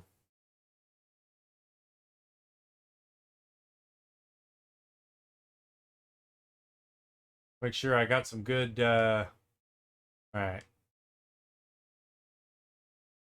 Upgrade you with an almond. What about crit damage? Oh, Ice Blob? Ice Blob, you definitely need, You know what? I think you could probably benefit from some extra health. Mana would be good.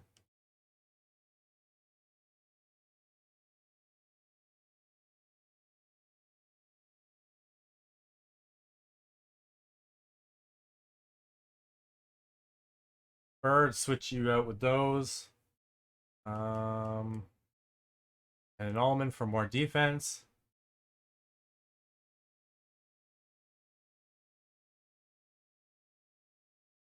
And then Gavin, you got some crit damage. Let's see. Give you that.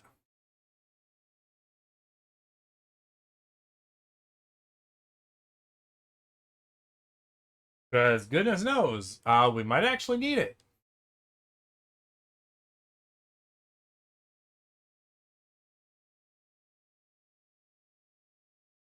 I don't know what that is. That weakness.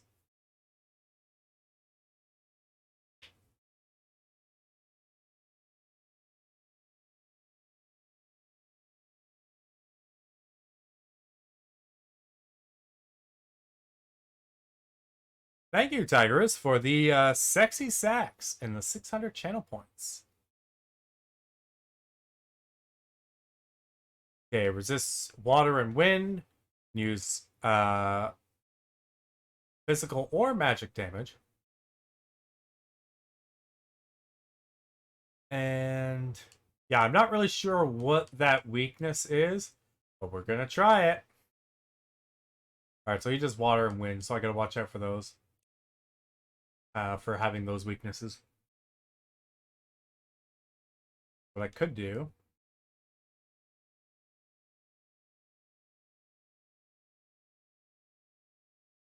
I could start out with these guys.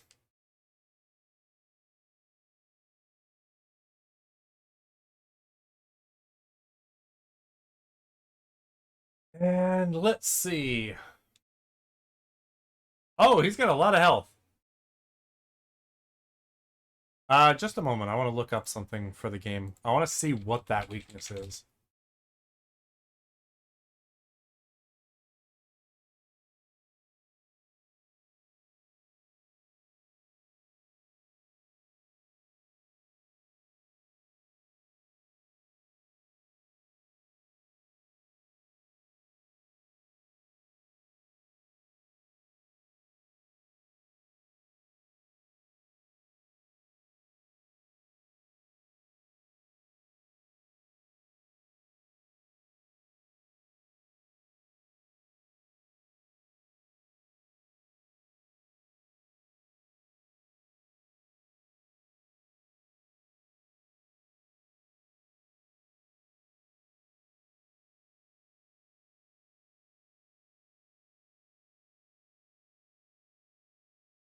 Let's see.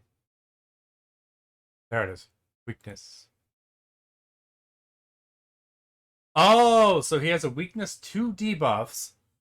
So any debuff effect is increased by 50%.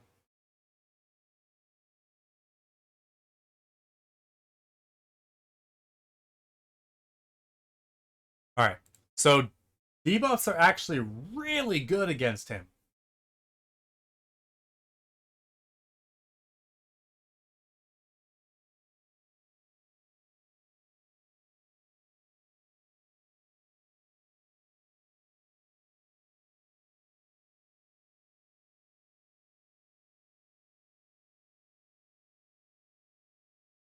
Downside, he can use them against us too. Quite effectively, I might add.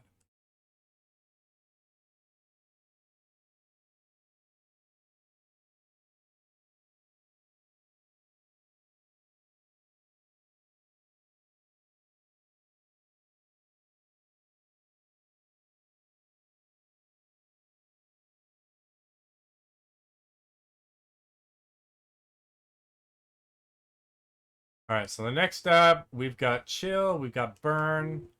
It's time to give him a Voltage. Which isn't that useful because he doesn't have any weakness that I can actually exploit damage-wise.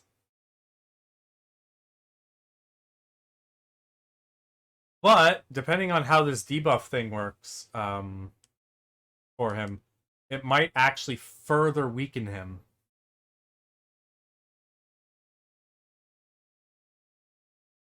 So, let's see how it works out. You know what? Restoring shield. Let's shield you so I can switch you out, because you're done, bird. Don't need you anymore. Alright, this is non-elemental, so he can't resist the damage.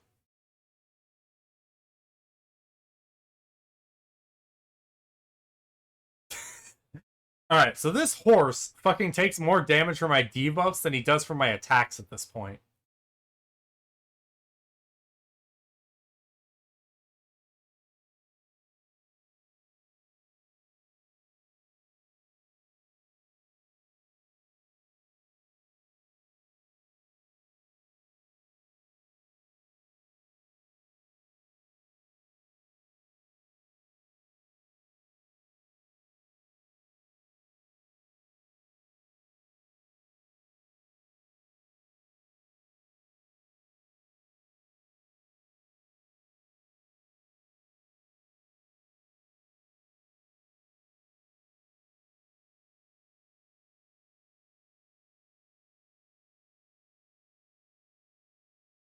Alright, let's do some more.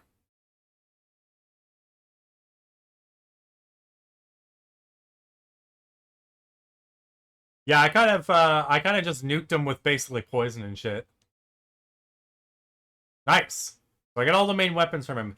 If you 5-star the champion, you generally get their egg. Which isn't any more powerful than the regular form of the monster. But it typically, if you can 5-star it, you get the egg of that monster long before you would have encountered that monster as a regular enemy. Keep a ranger rank. New items available at the traders. Nice.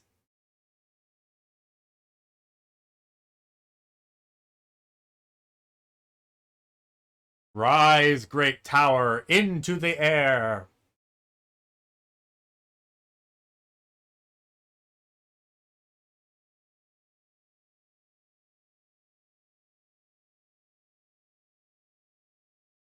Alright, so we got that. Hello, guys. Goodbye.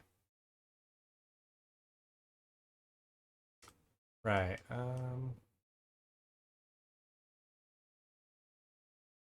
Alright, so their thing is the exact same. Alright.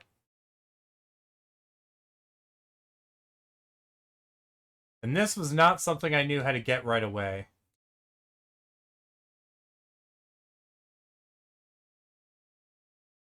I think for that one, I need to have a ranged water attack, which I only have ranged ice.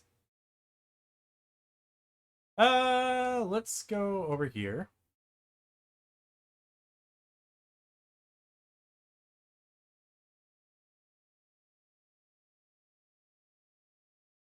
And yes, let us donate this character. Thanks for your effort. Okay, got some special gems. Ooh, another one to get a skill potion. Let's see. Just give me a moment, buddy. Let me double check the abilities, because I want to only give away stuff I have a second monster with the ability for. Pause, freeze, flying, light, ignite, light. I got 2 with light. But I don't want to give those guys away. Those guys are my dream team. Um, let's see. I can give away the monk because I've got other characters that I'm now more powerful.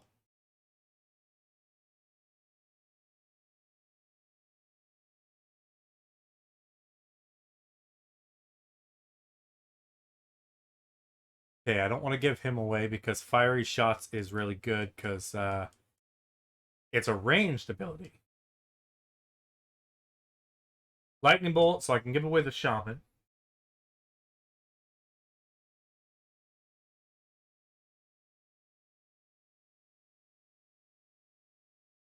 I'll keep the Tanuki. We'll get rid of Trent there.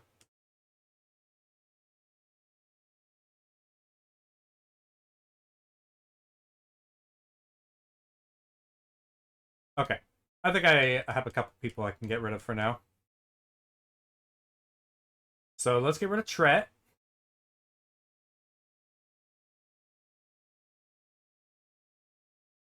And the Goblin Warlock.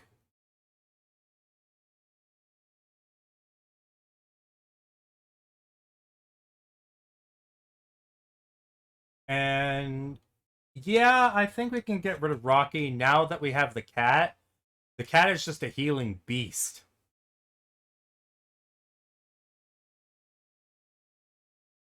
The Blade Widow is pretty cool, but basically it's the same abilities as some of the other guys I have.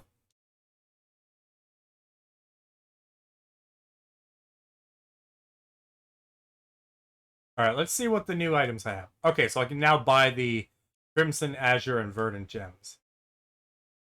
As well as leather and bronze. Still need steel for the upgraded Cestus. Steel and silk, steel. So right now, in order to buff Taz up further, we need a lot of steel. But I can upgrade the orb and the fin.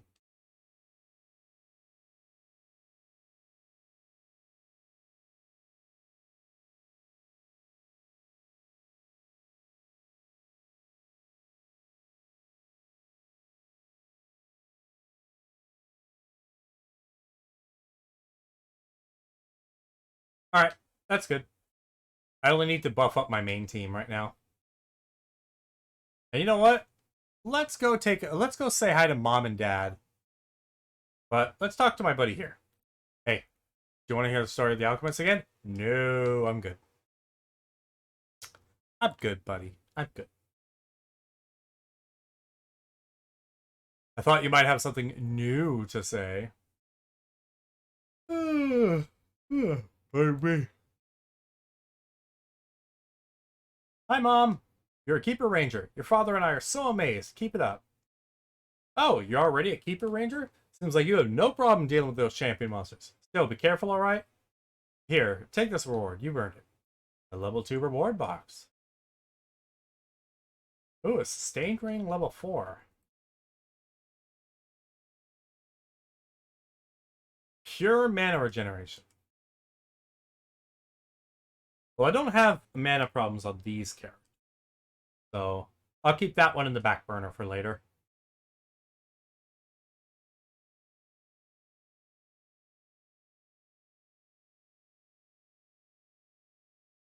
Alright, let's do that. Because that could mean that my fireballs could hit for even more truckloads.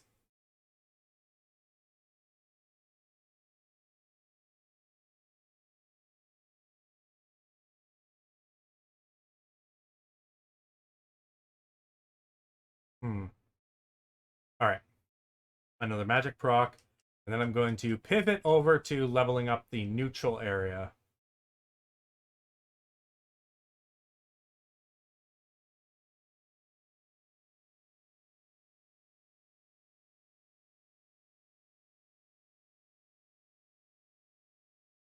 Back to the Sun Palace.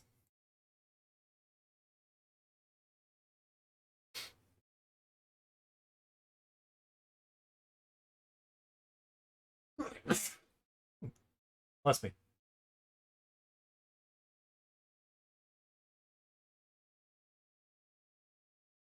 All right, buddy. What do you have to say now? Seems like you've had success once more. The tower has been raised again. However, we need to get even closer to the Eagle's sun. I have a feeling the saboteur is hiding up there. There's another lever over there to drain the water in the aqueducts if there's still too much water.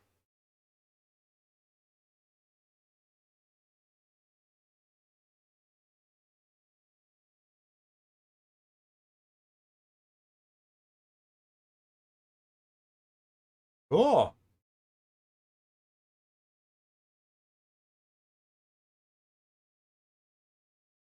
All right, back down to the aqueducts.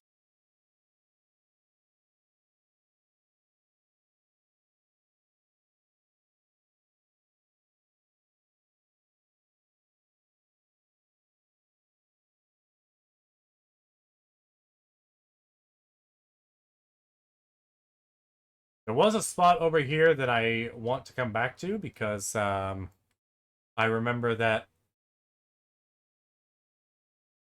I wasn't able to get to it like that because I couldn't run at full speed.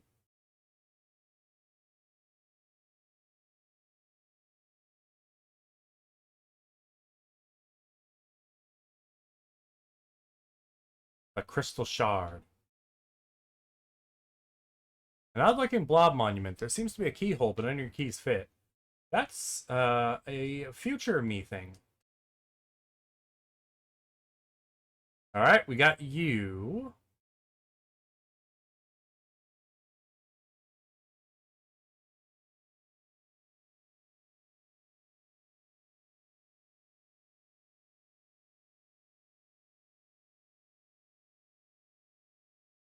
Ooh, a vital ring level 4. Anyone use the vital ring right now? No, it's basically just to give you lots of health. How much health does it give? That is indeed a lot of health. That is, I am the health lord.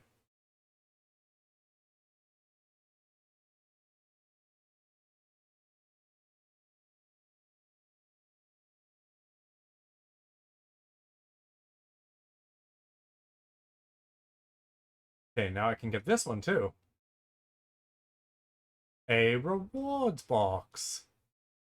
Gained a mass potion. All right, heal everybody. Make sure everybody got the heals. I have so many potions.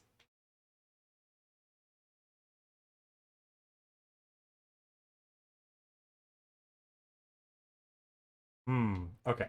Keep pushing you along. This is not a hard puzzle. Then again, it was a pretty mundane item. But you know what? I will take it. Okay, I could go up or I could go left. Something tells me I will end up going both. Hey, buddy. Let's see how much I can kick your ass.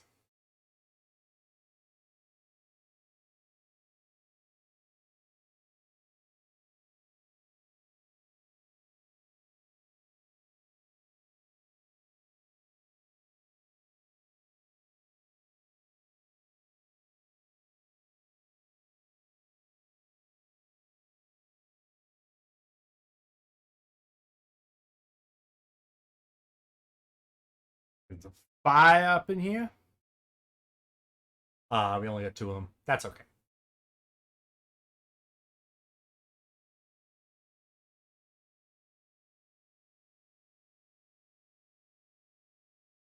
Oh, you guys using up all your mana is just going to be a very big problem for you.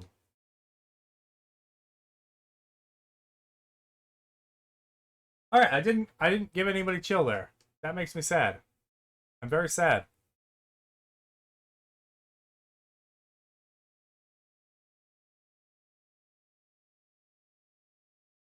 So just for that, I'm going to kill this one guy outright.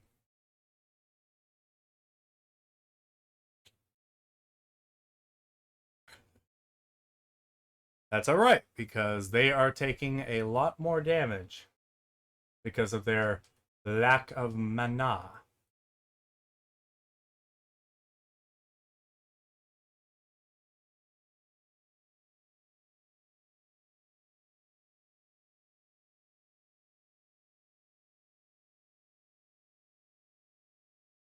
Let's give him a good shredding. That was not a good shredding. That sucked.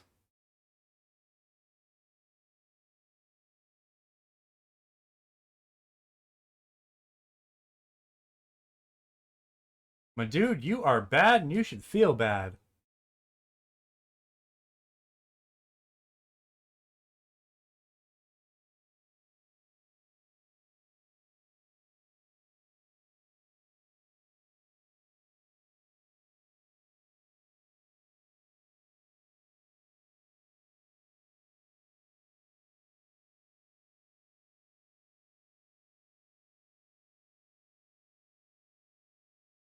At least my kitty leveled up.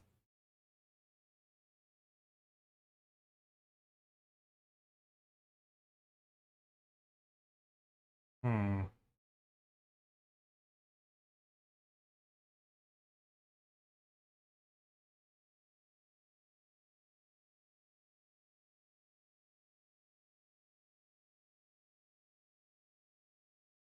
Yeah, whenever I use a single target ally, they gain a random buff. I do like that. Give me the opportunity to basically give a heal on them and then give them a buff as well.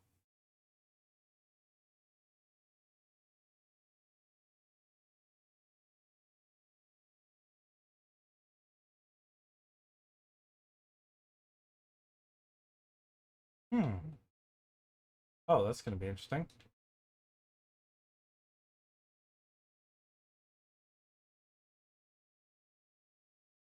That took a little bit of finagling, but I got it.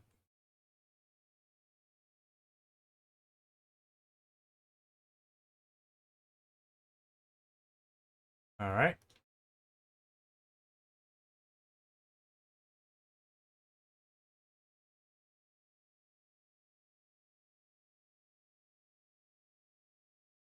What the hell are you? It's a claw on the ceiling. Alrighty then. I'm just going to ignore that.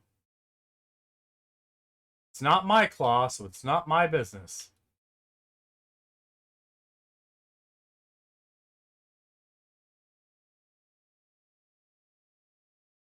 Oh no. I'm going to fall. Oh, I didn't fall.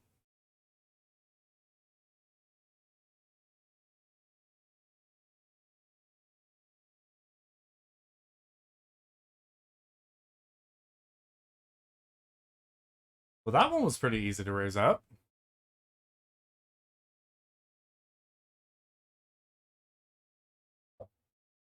That one wasn't even a puzzle. That was just, don't fall, lol. Alright, so that leads to that other area that I decided not to go to the whole time. Fire and earth. Let's do, you.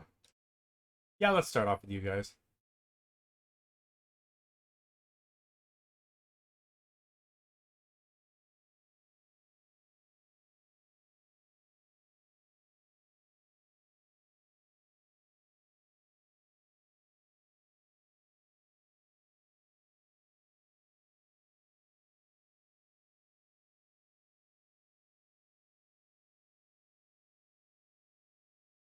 Alright, just in case, put the shield up.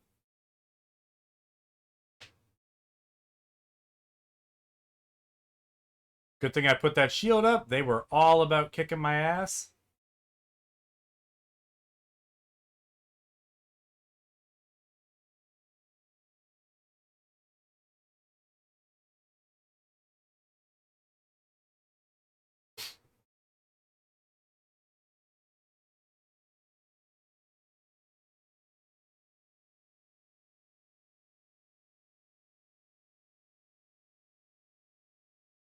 Alright, let's get more debuffs up.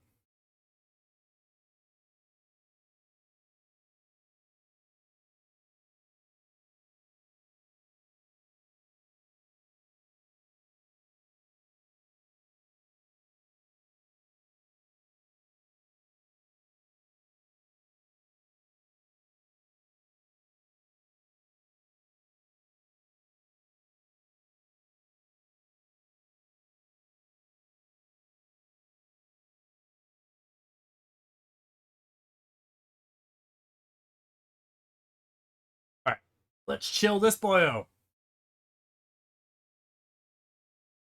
Get that mana sap. Just for the extra punishment. I mean, look at that sheer damage. When they're missing most of their mana, they take so much damage.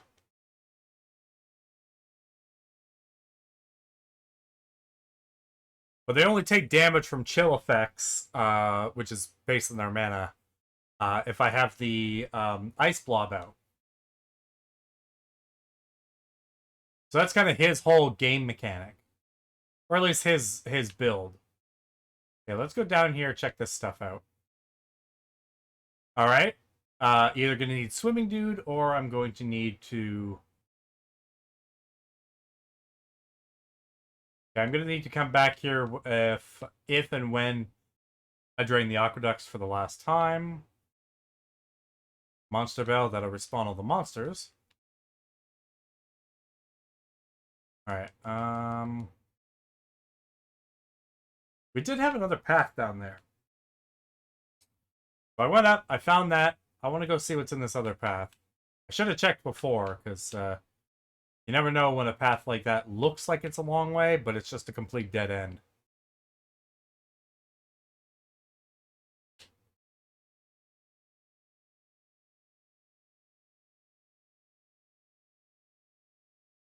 Alright, never mind. This is probably the final pathway.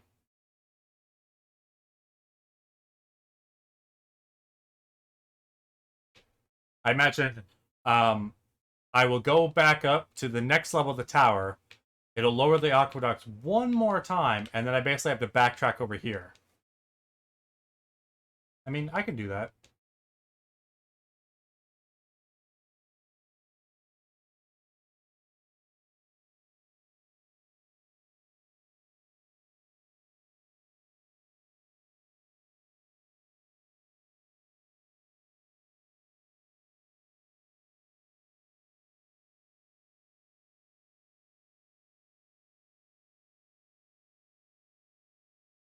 Alright.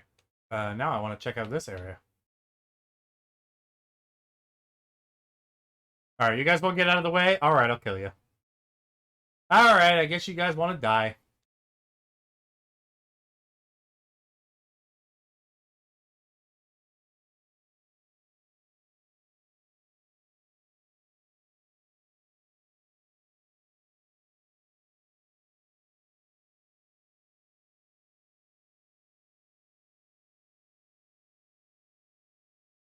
Let's make an attempt to chill everyone.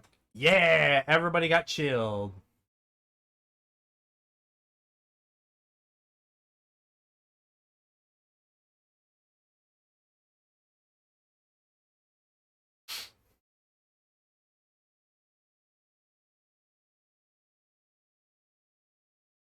Now, let's see. These guys both have high attack, so I'll burn them first, even though the dragon is the one who's weak to fire.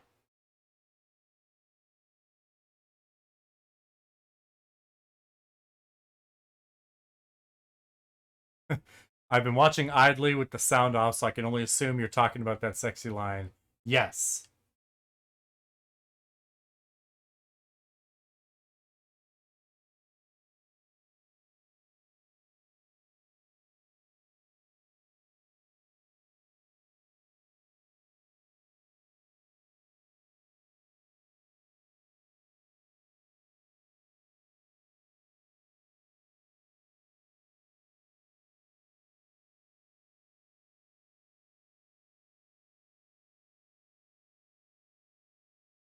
Oh shit. Oh wait, no, that wasn't a debuff. That was just a wound. They restore themselves naturally. I thought something cool had happened.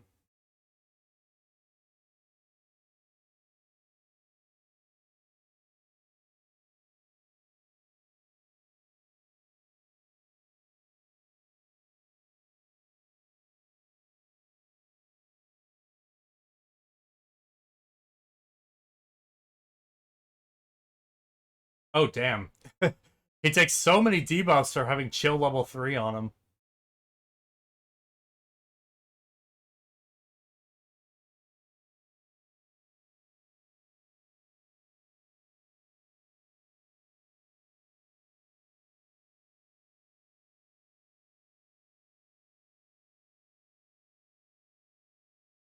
And he is now dead.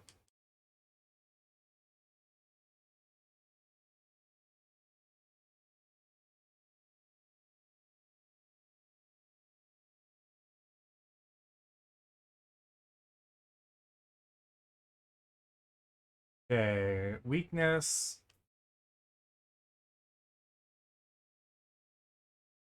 I'll do that again, because if I can get lucky and get another, find another debuff guy, I can get even more damage off on him.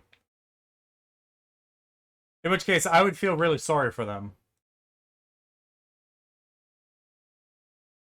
Wait, a sunstone? The hell is a sunstone? Oh, evolve certain monsters. I know who I can evolve with that.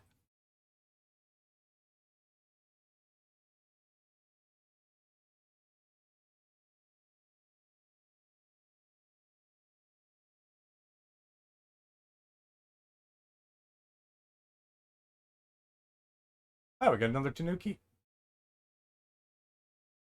All right, Mr. Tanuki. Nuki.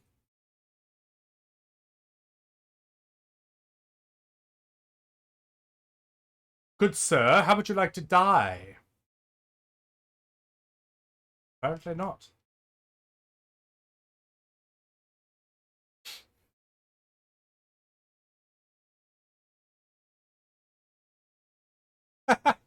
The Tanuki wags his butt at you while doing a leaf slash.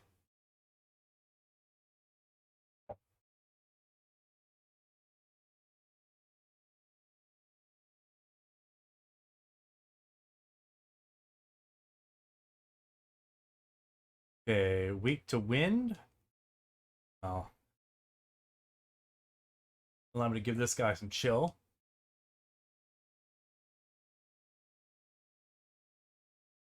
Everybody's ignited, so it's shredding away. Shred didn't work as well as I'd hoped.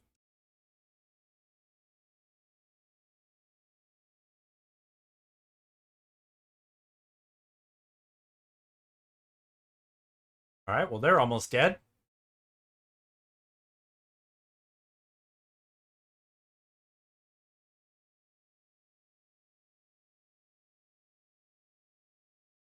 Okay, let's take out the mantis, because he's hurting me.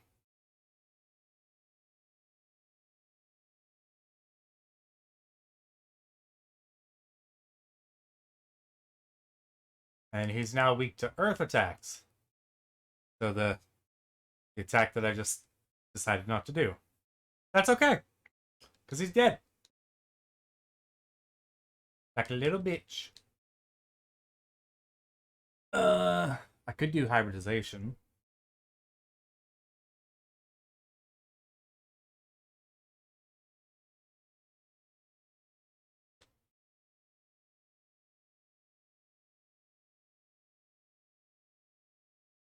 Let's see. I'm gonna do critical boon here, and then I'll do Firestorm level 2 later, because uh, a big part of me setting up my lion's regeneration is getting everyone debuffed with fire, which gives me more mana back.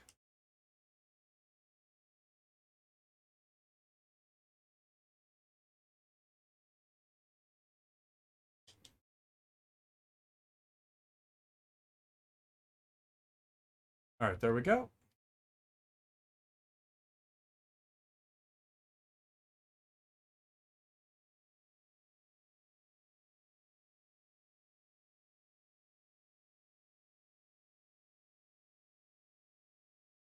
I can I can skip this part, but why?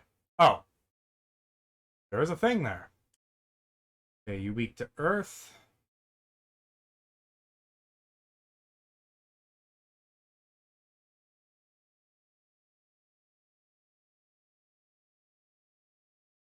I love how the Tanukis are very common in this area, apparently.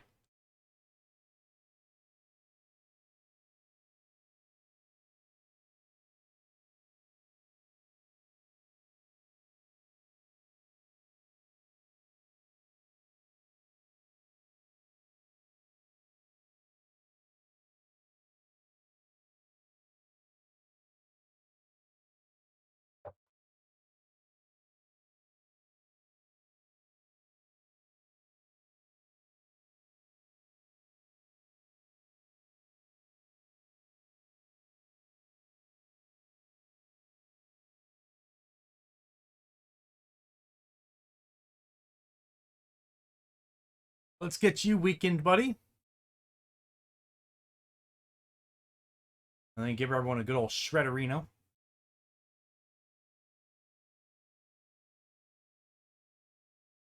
Just you, Mr. Tanuki. Oh, you gave yourself a pretty big shield there. That's all right. That's all right.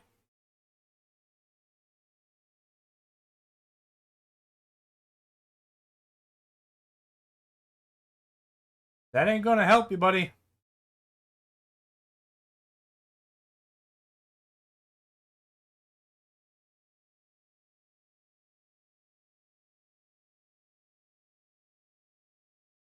Only gonna let you die. Hmm.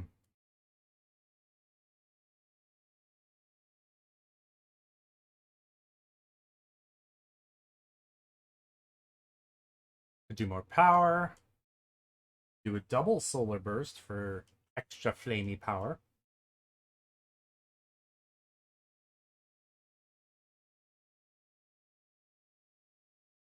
But I think I will get the arcane bolt.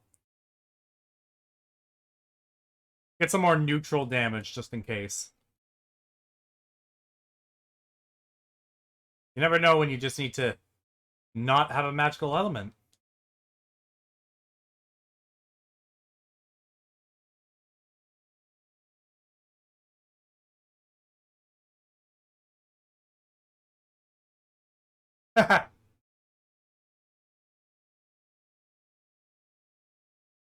Alright, so that leads back to the peaks. One thing I do find really cool, very similar to many of the Metroidvanias, most of the areas actually connect to each other.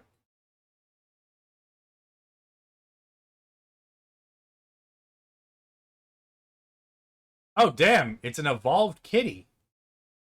So we meet again, fellow traveler. This is a marvelous place, isn't it? I've never seen anything like it anywhere in the sanctuary, but I gotta say, the monsters around here are really scary too. Good thing my trusty Scorch has been able to fend them off so far. Have you been in the watery underground areas yet? No way I'm going down there. Who knows what monsters could be hiding there? Anyway, I found some more treasure. Maybe you'll make better use of these than me. Monster bells? If you use one of these monster bells, any monsters you've recently defeated will come back instantly. I will wish you farewell once more, then. But who knows? Perhaps our paths will cross again in the future.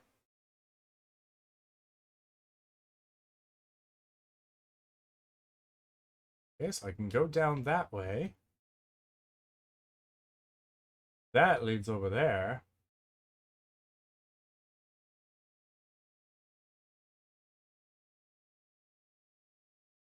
Oh. You know what? I'm going to try this with the mount. Get some super speed up.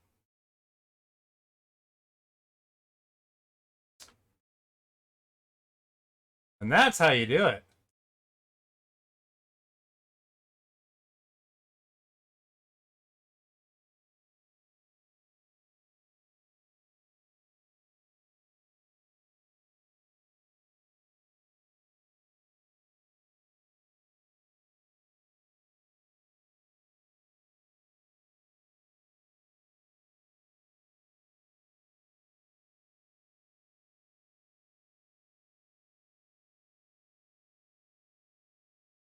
Oh, oh, oh. Let me up, sir. Oh, we're actually there. Spectral Keeper. I fear that I have gotten ahead of myself. As soon as the tower raised me to the top, I climbed it in a hurry. There was a masked man who called himself Zosimos. We fought. He defeated me and my monsters, but it was entirely my fault. I wasn't thinking clearly. After the fight, he took my koi with him. I don't know how. He's up on the platform right underneath the Eagle's sun, but I fear that it is already too late. I will be right back, my boy. I just want to see what's over here. What the?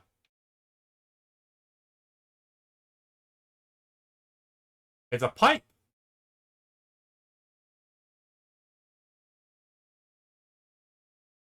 All right. I'm gonna guess that is future me. That is a future me thing. Almost assuredly.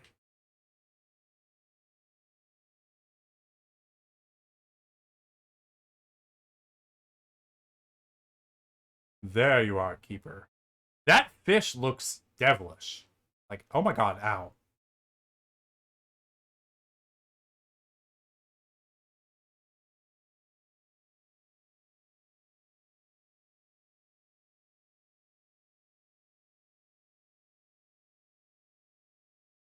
There you are, Keeper. I knew you'd wind up get up here eventually. Just in case I didn't say that. That's right. I've been watching you wander around the Sun Palace from up here. It took you long enough. All your efforts are worthless. You were too late to prevent the shifting. Ah, shit. You shifty bastard!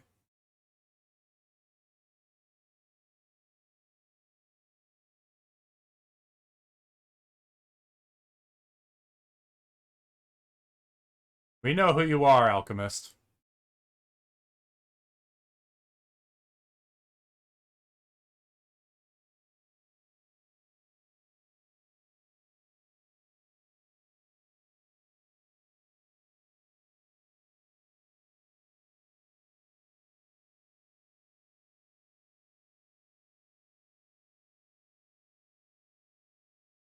One second.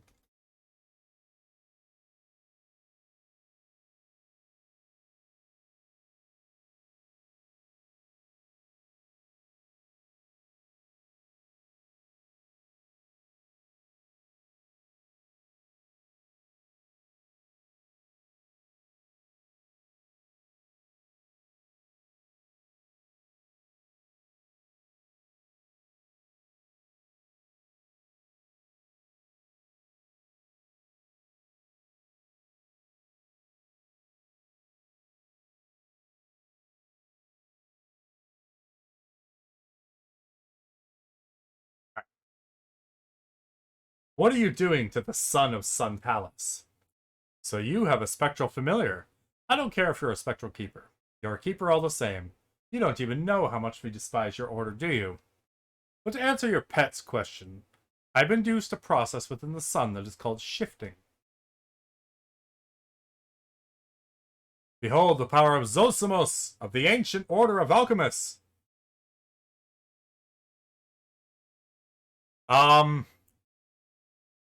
The sun. What did you do to it? Yeah, he turned the sun into the nether sun. I told you that your efforts were worthless. The sun has shifted, and the entirety of the sanctuary will soon succumb to darkness. But maybe I can rob you of one of your monsters as well. I challenge you to a duel, Keeper. You have to accept his challenge. It might be the only way to save the sanctuary. It's time to duel.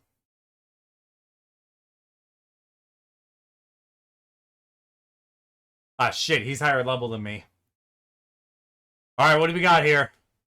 Okay, 2 guys weak to magic attacks. That's good. I've got a lot of magic users. We got a wind boy. Another one weak to wind. I know how to deal with the crystal snail, so I can do that.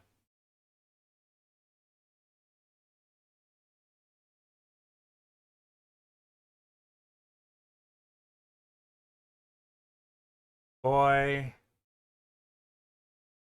So all of these guys can deal a lot of water attacks, so I gotta be very careful there.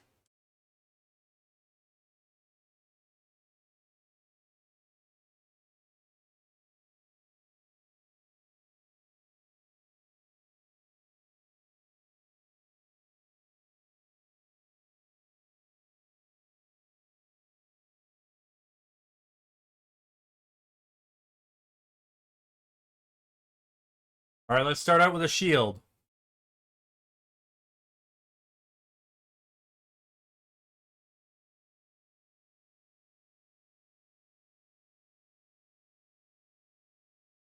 Of course, he goes with all the weakening monsters first. Great, I love it.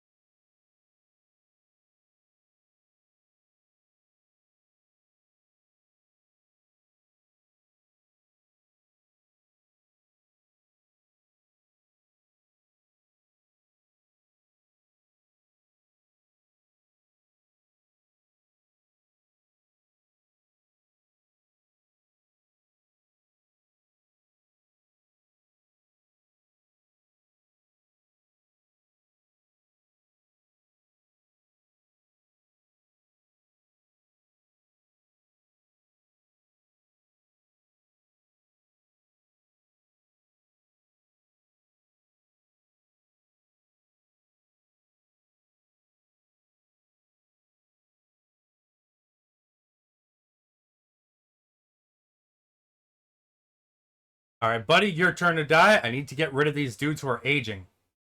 They're just because they're just gonna get stronger over time,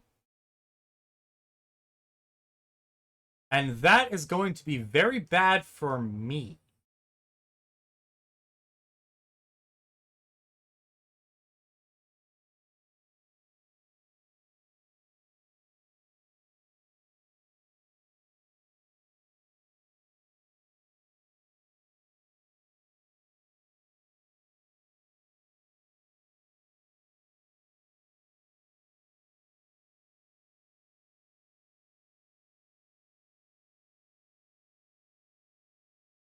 Oh my god!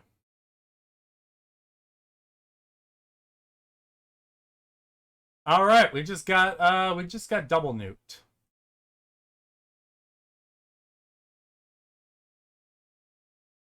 Okay, he's currently got out guys who can use fire, so that wouldn't be good for me. Whatever I can put out though, they're weak. They got a weakness. Shit.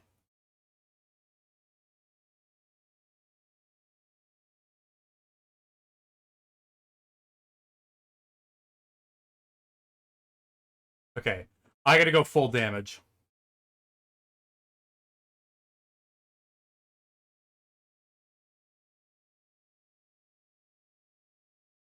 Let's take out the Kame. I need to focus them one by one for this. Otherwise, everybody dies. In regular battles, I go for killing them as fast as possible. Doesn't matter in this battle. Well, it kind of does because the faster I kill them, the if I take too long, they start getting damage buffs. But until then, it's all about just making sure that I don't die.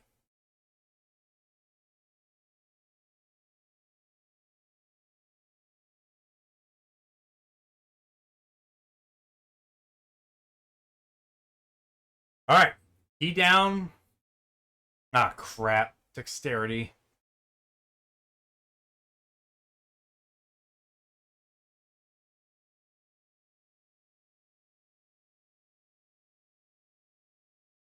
All right, everybody get a healing wave.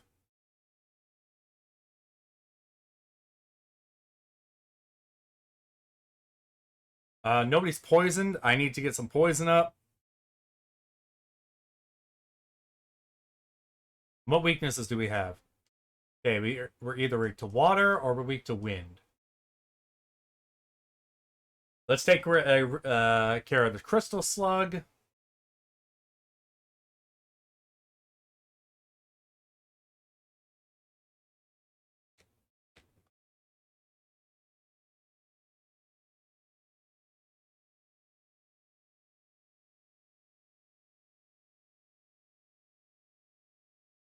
All right, well there goes my beefy boy.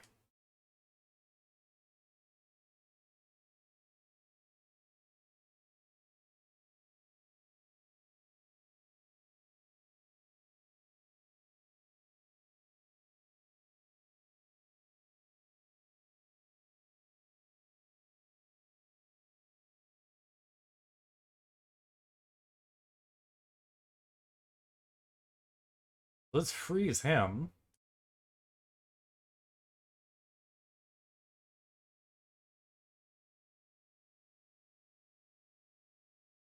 There we go. Oh, that's really cool. So my cat has an ability that every attack, every single target attack, gives a random buff to the target of that single target. Um, or a single target heal, rather. Um, I thought it was once per attack. Nope, it is once per hit. And I just realized I never turned this off. That's why my white balance was super off. Uh,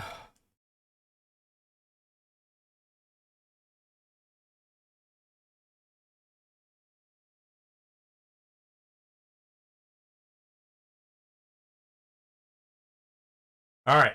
He's out of the game. We still got fight. We still got some fight in us.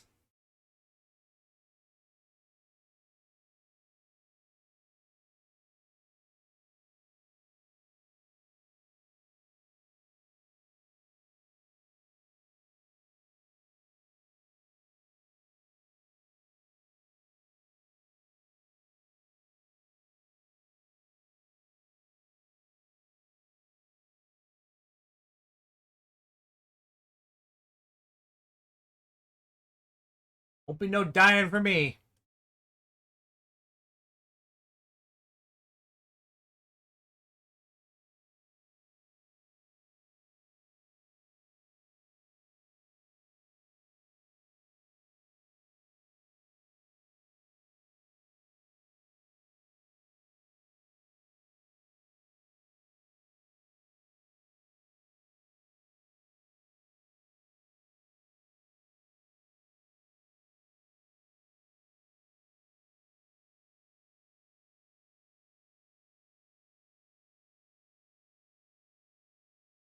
Oh, let's do it again.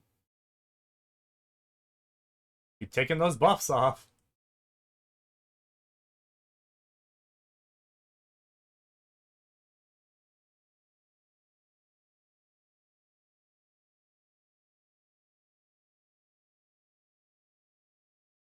And we won. And I got the Sanctuary token.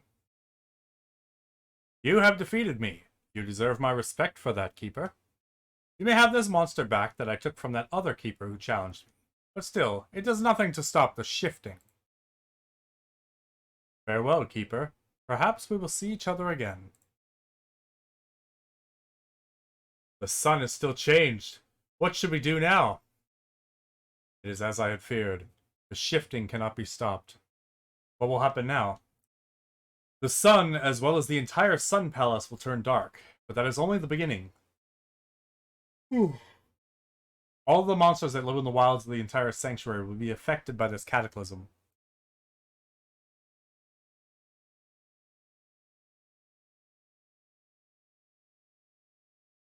Their nature will shift towards the darkness. They will become more aggressive and more dangerous. The sanctuary as we know it may change forever. What's that? Your koi just moved towards us. Koi! Despite everything, I feel glad that we are reunited. Koi. But it seems that you have shifted towards the darkness too. Never mind, I am sure that you were forced to shift. You are still the same friend to me as you always were, Koi. Hmm? Where are you going, Koi? He's moving towards the sun. Why? Koi. Wait. The sun has returned to its normal state. What happened to your koi? I fear that my koi has sacrificed itself. For us. For the entire sanctuary. Perhaps it was his act of selflessness. I missed that part. But I can tell that the sun is still shifted in a way. It's neither darker nor lighter, but I can still feel a difference. You might still encounter some shifted monsters across the sanctuary. If my assumption is correct, Koi's sacrifice has returned the sun to a balanced state. That means you might encounter some dark shifted monsters, but also there could be some light shifted monsters. Oh shit, there's some eggs. Something came out of the sun. It's 2 eggs of the same kind. It's a miracle. The circle of life has begun anew, because these eggs are koi eggs. You should take one of them. You deserve it. Hell yeah. I also want to give you another reward. You see, there is another way to shift a monster. The shift stone can be used to either light shift or dark shift a monster. Use it as you will. As we've seen today, even a dark shifted monster can be good, if you treat it with love and respect. Either way, a shifted monster becomes more powerful, only in different ways depending if you light shift or dark shift it.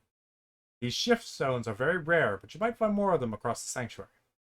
Again, I thank you for your help. You saved the sanctuary from a great cataclysm. Farewell, Spectral Keeper.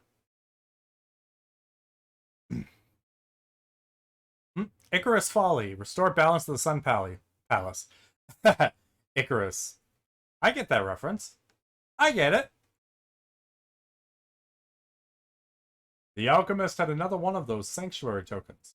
Maybe the caretaker or the oracle knew where to find the other ones.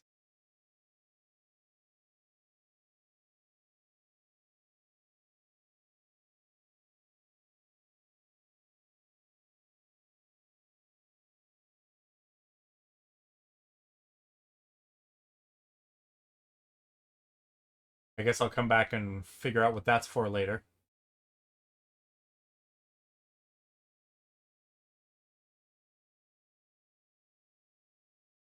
Hello again, Spectral Keeper. How have you been doing since we last met? You know, a koi is able to carry a fully grown person through water. You should try it out with your own koi. Perhaps you might even find some new places in the sanctuary thanks to your koi. Hmm? You are interested in sanctuary tokens? I'm afraid I don't know much about them. If you already found one in Snowy Panes and one here in Sun Palace, the next one should be in Horizon Beach. It's at the eastern border of the sanctuary, beyond the ancient woods. Your koi should be able to help you reach it. Ah.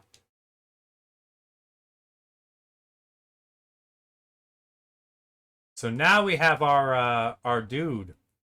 Our water dude. There was yeah,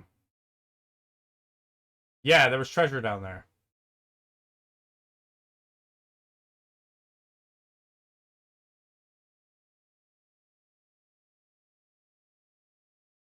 Treasure that I needed. The great koi. I keep doing that. Every time I go down this pathway, I always go through the dead end path first. It's like drop as fast as you can. Except don't.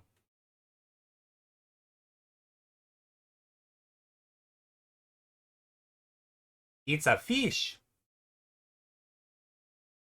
It's not just a fish, but it's a super fish.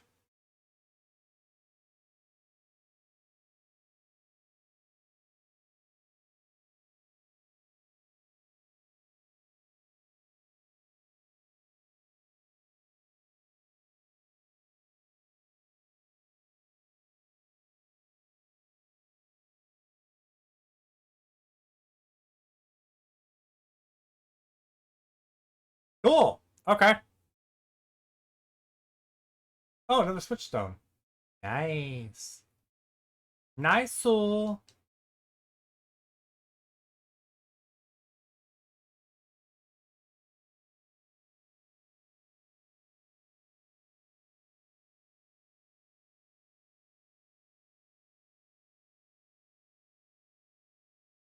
right. Got that. Anything else in the Sun Palace? Nope. Unless there's secrets that I didn't manage to get. The Sun Palace is pretty much done.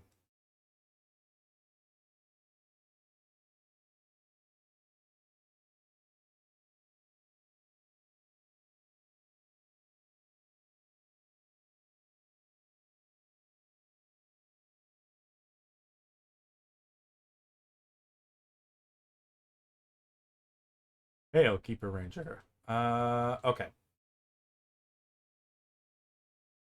Already saw that thing with her.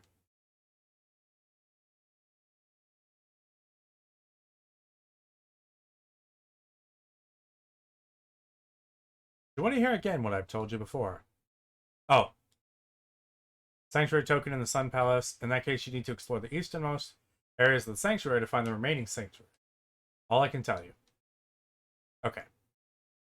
Everybody got their information. One thing I'm gonna do is I've noticed the game is starting to jitter with the jumping. So the fix that I made that I found out is to close out of the game and then come back into it. Seems to fix it so far. I think it's a memory leak.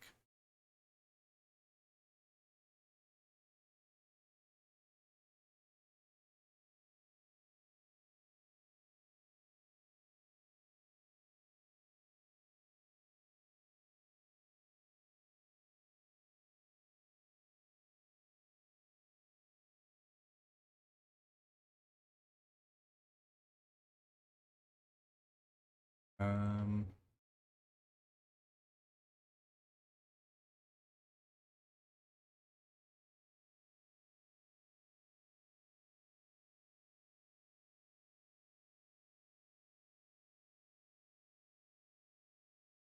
yeah, see, we're good now.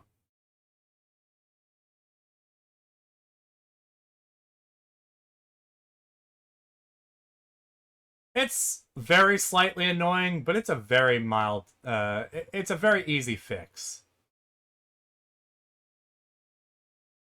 Oh, that's all that was here? I could have got these earlier? Alright, okay, weak against fire, weak against physical. In that case, take you.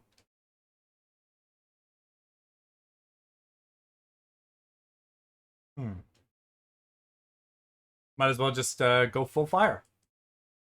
I thought I had another physical guy, but I didn't.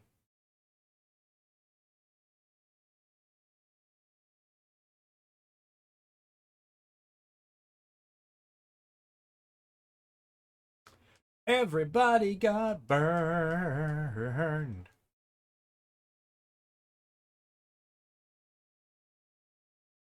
And almost everyone got poisoned. You're all weak.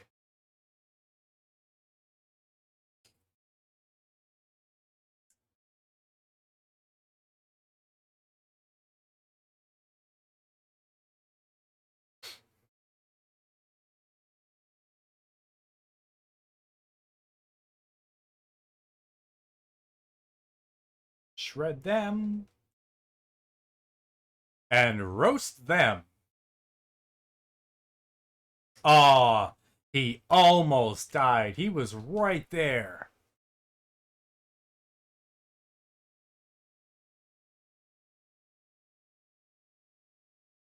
That's right. Still got a perfect.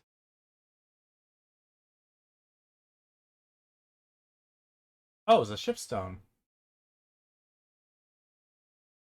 Okay, skill potion. Um, who do I want to give it to?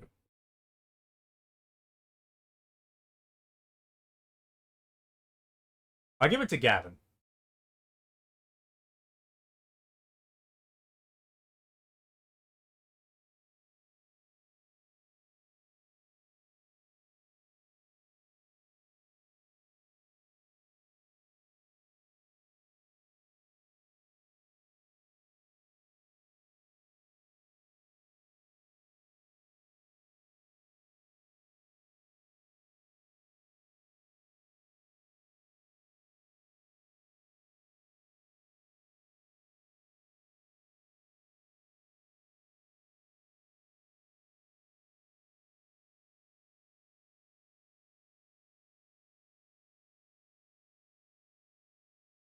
So Gavin is basically pure power right now.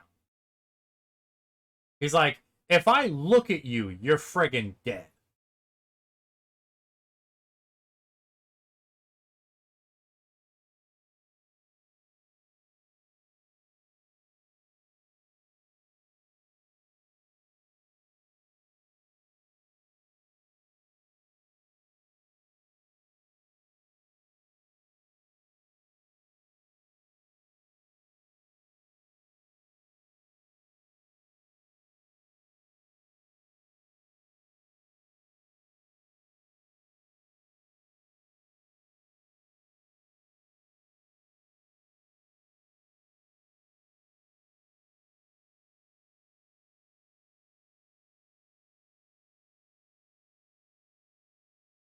All right. Let's see.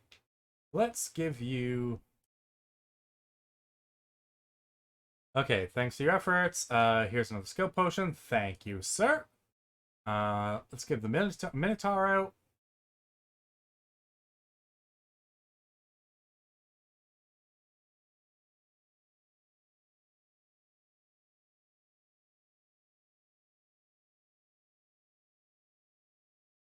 Good, good, good.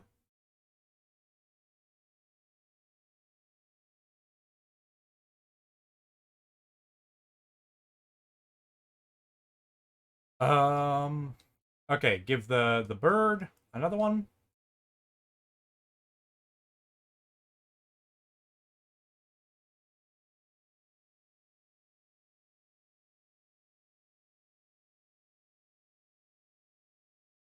All right, let's give my character some base dodge.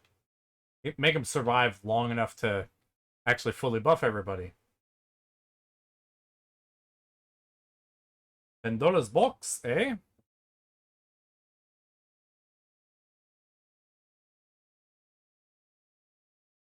Sounds like fun.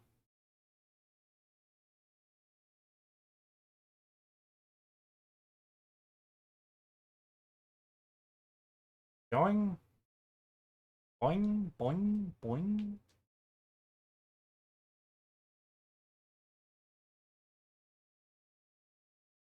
Oh, wait.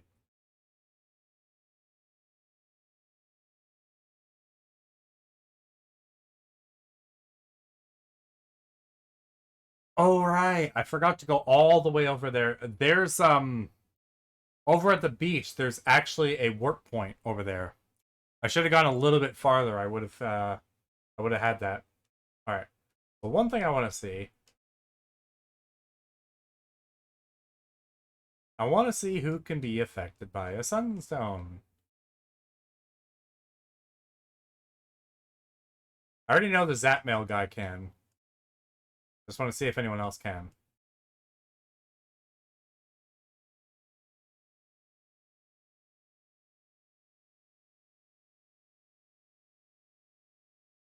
Nope, it is just for Zappy. Let's turn him into the Great Sizzle Knight.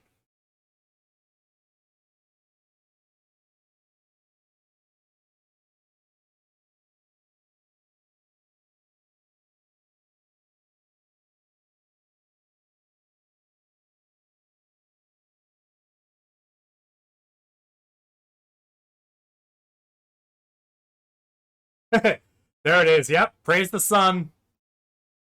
Praise be to sun. All right. I'm pretty sure that guy actually is a Dark Souls reference. So let me. Where is Mr. Sizzly Knight?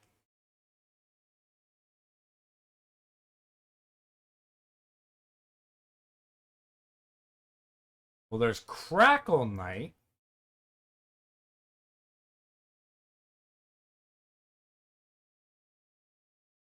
Oh, there he is.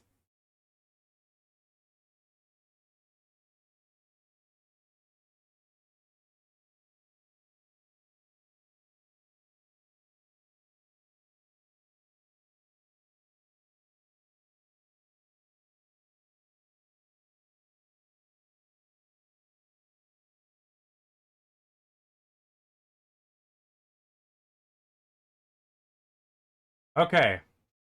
So let's see. What happens when you expose a gloomy Crackle Knight to the incandescence that fills the halls of the Sun Palace? Most don't even care enough to look up. However, some Crackle Knights take a strange liking to the miniature sun that illuminates the Sun Palace. So much so that they change their entire nature. As Sizzle Knights of Sun Palace, they become much more jovial and expressive. They cannot talk, but sometimes you can hear a low chuckle coming from their helmets when they're in a joyful mood. The history of them? It doesn't have it open, but there is at least one story of an untamed Crackle Knight that came to the Sun Palace and was changed to a Sizzle Knight. They didn't stay in the Sun Palace for too long. Instead, they traveled throughout the entire sanctuary, trying to find opportunities to help people in need. The stories of their heroic deeds are beyond count. It's also said that it was them who hid sunstones in the Sun Palace, which helped others of its kind become warriors of sunlight. Well, good to know that he kept the explorer ability, so I don't lose that lightning bolt.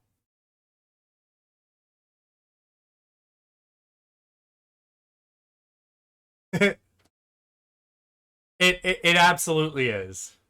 That is Sunbro.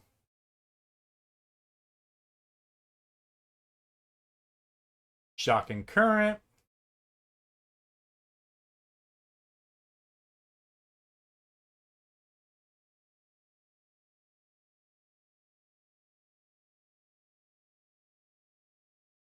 Fiery stabs, solar rays.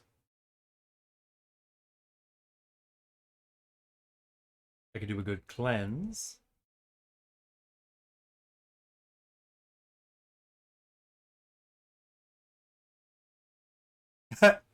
Blinding sunlight. Every fire and every wind hit has a 20% chance to apply a stack of blind. When attacking a single target, triggers shock damage on all enemies. This guy is pretty powerful. Like, if you decide to build him up, he's really powerful.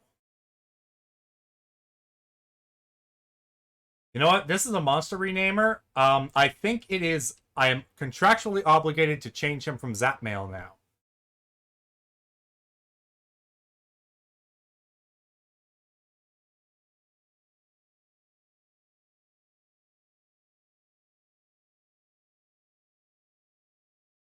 He is now Sunbro.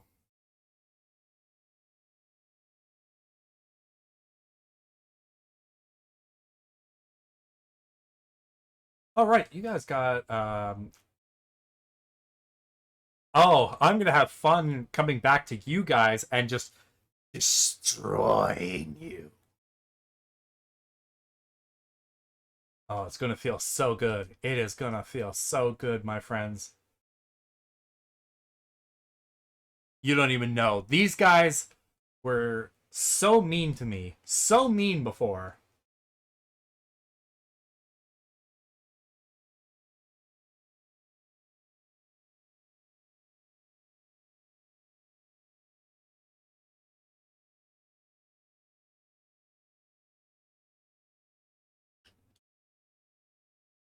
And I got a 6-star. Not so mean when you don't even get a chance to attack, huh?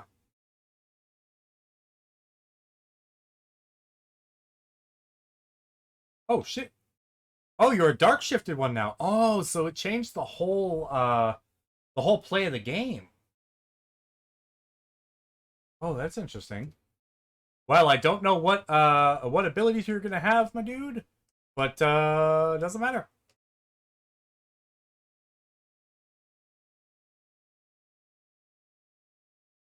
Because you're dead.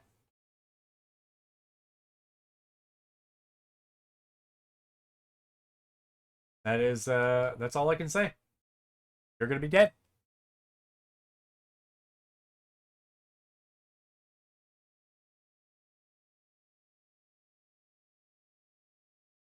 See? Ooh, okay. Oh, a dark shifted magma pillar egg. So I can get a dark shifted one. Okay. So you can actually get the dark versions. All right, let's see what a dark magma pillar is. Obtain a shifted monster. Beautiful plumage. All right, so how do you differ? So I remember the guys before. All right, so he's got some more okay, so he's got some more combo damage going on here.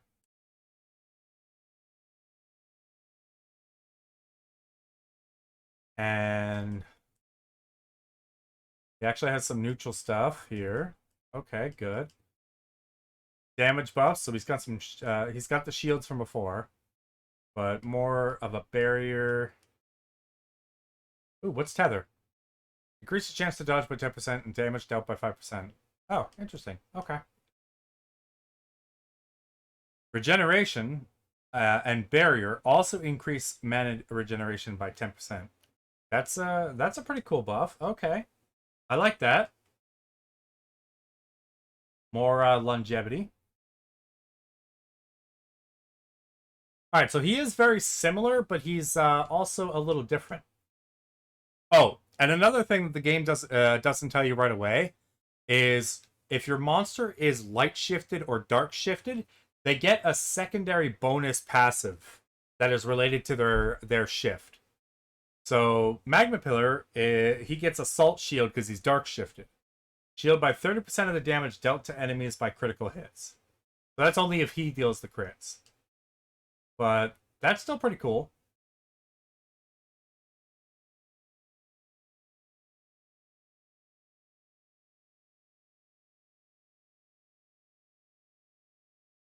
Oh, that looks like, based on the color, that looks like a light-shifted Druid Oak. Well, you know what happens to trees when you have a very deadly fire monster? They die.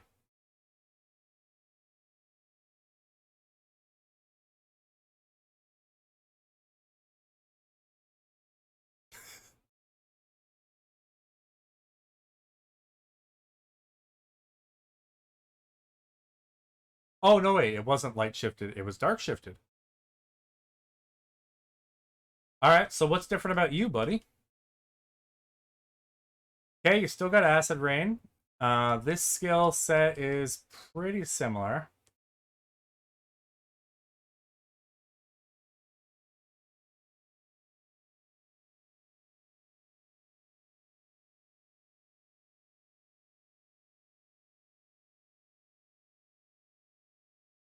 This one's slightly different, I can see.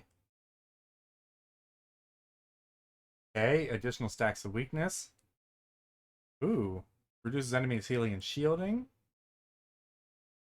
Okay, so this oak actually gets aging, whereas the other ones don't. Oh, that's cool. Warlock healing. For every heal applied, there's a 10% chance to apply poison, weakness, or armor break on a random enemy. It's like, I'm going to restore my allies, but fuck you at the same time.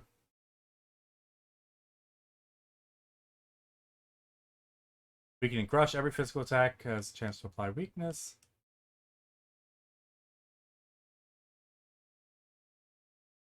Oh, and they also have Life Weave instead of Healing Wave. So Life Weave is based on their max health. And as you can see above me, holy hell, he has a lot of health. His health growth is insane.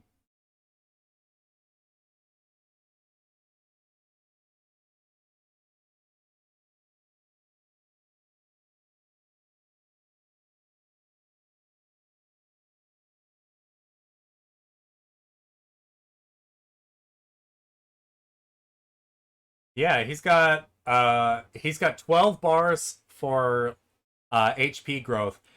That is higher than any other monster I've seen. So if he's healing based on max health, that's he'll be able to heal a lot. I can definitely say that.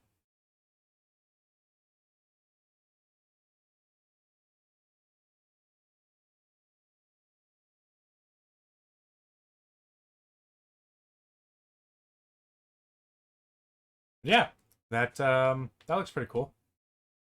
That's pretty cool. Oh, you're shifted too.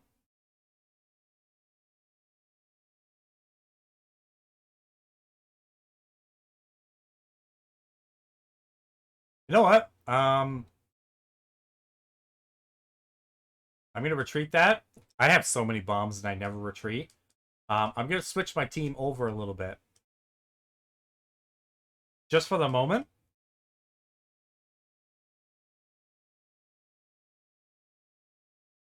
We're gonna bring Sunbro into this.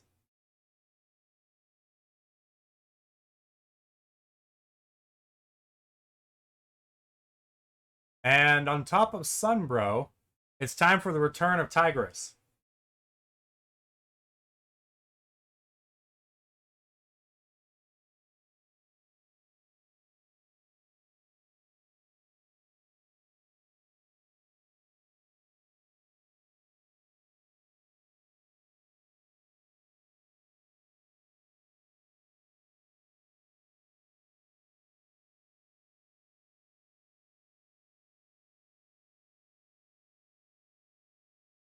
Okie dokie. So, let us slice and dice. Oh yeah, good old slice and dice there. And ooh, look at that slice from Tigris.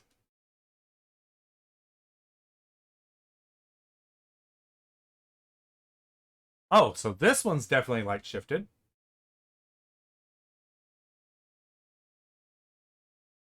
Oh, by the way, I forgot to check what the Druid's night skill was. Curse Chain. Whenever this monster applies a debuff to an enemy, 35% chance to spread that debuff to another enemy. That's pretty cool. I like that. So what's the Goblin Brute's light ability? Oh, Equipment Mastery. Allows the monster to equip an additional accessory. Let's see that. Oh, he got 4 accessory slots. He's banging.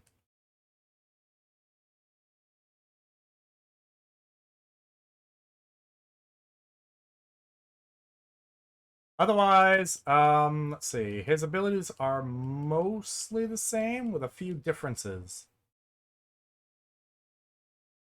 But if I get both of these things here, he can deal 20% damage, or 40% more damage to enemies with a health rating of 7, which is almost every champion.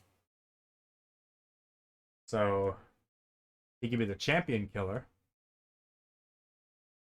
He's got a bit tougher shields. Okay. And based on his stat buffs there, he has higher of everything, basically. So one thing I have noticed is that the shifting of the monster, it changes, the shifting seems to be a straight buff.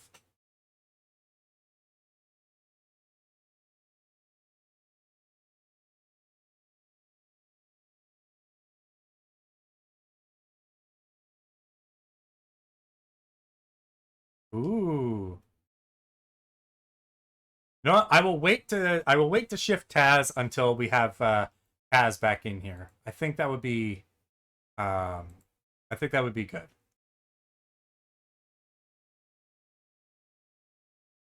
Just read posture check. All right. Yep. You got me there.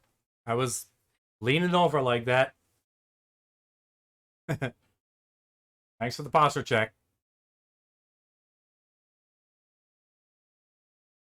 All right. Lifelink. When landing a critical hit, heal the whole party. Oh.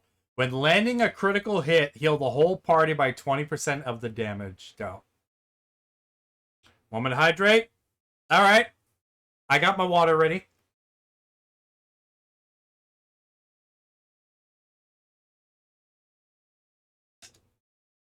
All right. Chat being considerate of me being dumb and not thinking of these things. That's why I put those there. Assault Shield. Shield by 30% of the damage dealt to enemies by critical hits. Ooh. I can make him more armory or more healy. You know what? I'll do this one, because usually when I'm going with the Dream Team that just consists of Bird, Taz, and Tigress, I don't really have a lot of heals.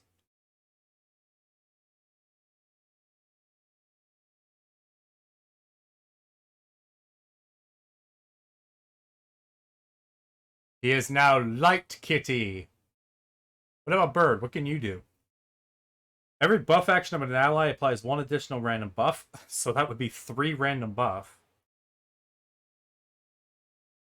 Oh, of an ally. Ooh. Why is my hydrate thing out of stock? Because I have a cooldown on hydrate.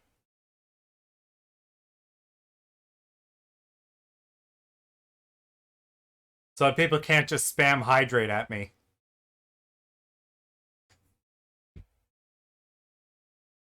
I take pretty big gulps when I hydrate just to make up for it. The critical chance of every consecutive hit during an ability is increased by 3% continuously. Ooh. Nice. I'm not going to use it on him. Oh. Yeah. Hydro homies. Gotta be a Hydro homie.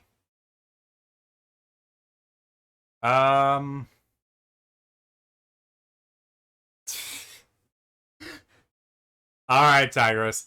Thank you for the 60 sacks. I knew that when you couldn't use the channel points on Hydrate, you were going to do it on the 60 sacks. I knew you were going to do it.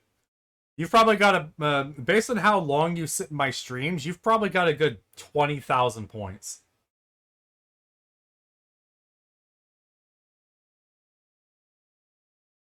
Oh, did you see that I made you light shift there? Hey, I was really close there. 21.6.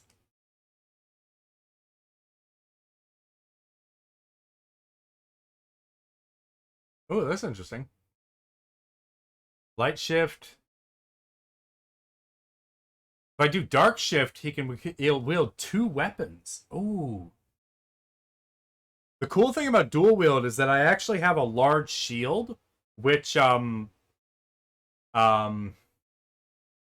it has a special effect that if it's wielded in the offhand slot, it this effect here where it doesn't where it reduces the value by 50%, the shield doesn't get affected by that.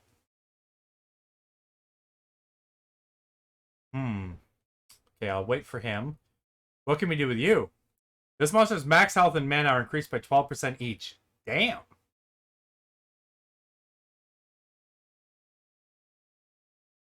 Increases damage dealt by 15%. Well, I already do that with a lot of things. So that's cool. What about this guy?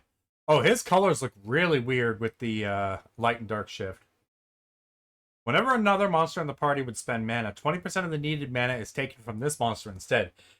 That's actually pretty cool, because this guy has an insane mana regen. That could actually be really handy. I think by the end of the game, if I keep the Manticore up to the end of the game, I need to give him the light shift. Let me take a look at a couple of these others. What about Koi? Every attack triggers an additional hit equal to 75% of attacker magic. Okay, so that's basically an extra one of an ability that we can already get. Holy Presence, I already saw that. Every monster in the party gains 3 charge stacks at the start of every turn. Ooh. Okay, so they gain bonus damage every turn. Blacksmithing increases what? Increases defense, health, mana regeneration, critical chance, and critical damage from equipment by 15% for allied monsters. Okay, so basically just better equipment overall. That's really cool. All right, so what I'm gonna do is I'll dark shift the knight. It seems reasonable that a knight would probably be better off to equip a shield.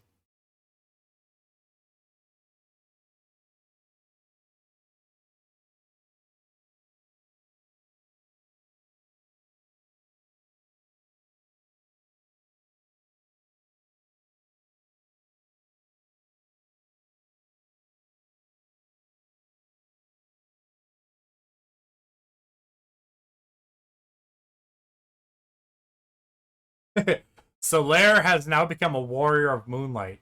Praise Gwendolyn. Yes, exactly.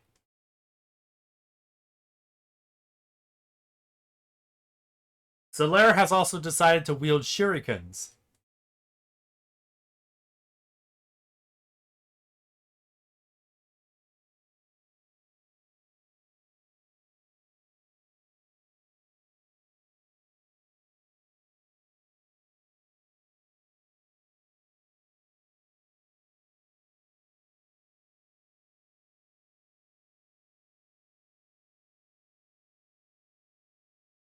Oh, so now he's a weeb.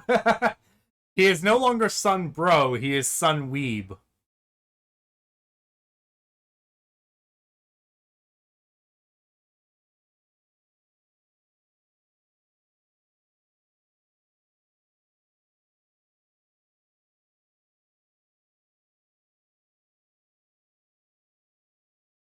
And now Tigress somehow heals everybody depending on how badly he crits. So now he is Murder Heal Kitty.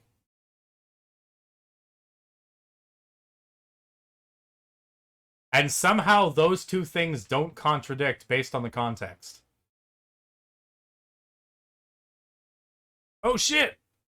Liko is raiding with a party of 10. Thank you, Liko. Damn. Welcome everybody. My name is Ensyia. I am well, if you're from Lico Stream, you probably mostly know me. I do variety streams, but for the last week I have been hopelessly addicted to Monster Sanctuary, which is basically uh Pokemon if you added some Metroidvania elements and some RPG elements. So like I've got my Pokemon party right here. And I mean, they've got a whole skill tree instead of just learning abilities as they come. Oh yeah, the pixel art is really cool. Um, it's Methy was saying earlier, it reminds him a lot of Starbound. Oh hey transient. No worries, Tigress. You have a good sleep. You've been around for a long time. I'm probably still going to go for a little while. I started pretty late.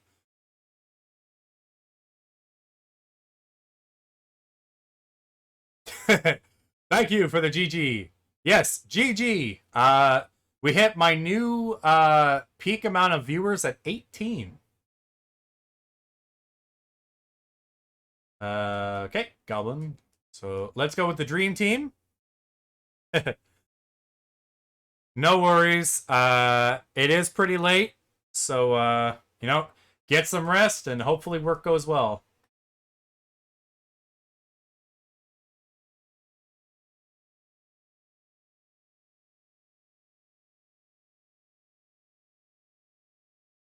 Oh shit! I didn't. For once, I didn't kill him. I'm passing through a weaker area in order to get to the next stage, and so all these guys are much lower level than me. So I was expecting to just kind of nuke them, but nuke them I did not. As Beetle says, thank you. I'm not going to yell like that because it's midnight and I have roommates.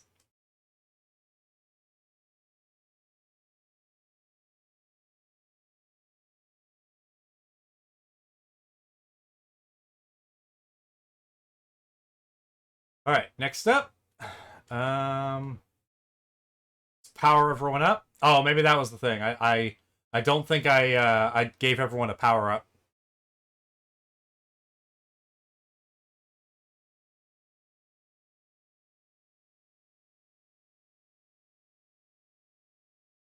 And a 6-star. So at the end of every battle, depending on how well you do, your performance is rated by certain factors. Uh, the higher your rating, the higher your rare loot chance and your gold bonus. 6 stars is basically beyond perfect, which usually is only possible if you are much higher level than the enemy and you can just annihilate them in one turn. Which the only benefit to a 6-star is that you have a higher gold bonus. Which, I mean, I'm fine with. Oh, oh, nope. I was wondering if I wanted to go down or wanted to go up, but down is not important right now. You know what? I don't need to fight these guys, so I'm going to use this guy. Oh, that's another thing. Every monster you have in your party has an explore ability.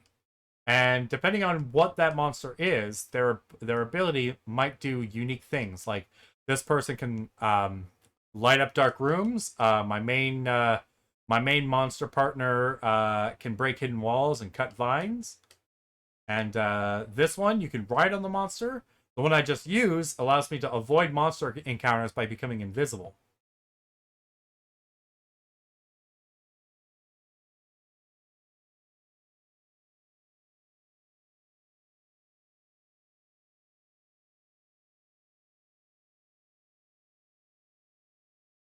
All right, now we are in a new area, so things are going to be a little more ow. Yes, they will be a little more ow. Okay, I found my teleport. I'm going to switch to the koi because koi allows me to do some swimming. Alright, I'm gonna guess these guys are water and thus weak to fire. I already got some fire abilities. So let's see. Yep, weak to fire and weak to earth, that which is bird. Bird. Alright, so I'm gonna do a little bit of a different team here. I've got my Tengu, who's named Gavin, because he has a long nose. Um, and he has an incredibly high magic power. What he's going to do is he's just going to Flame Strike.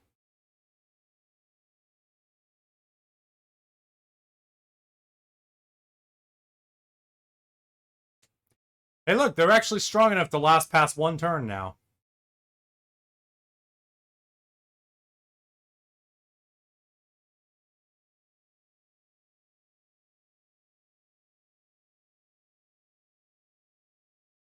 All right.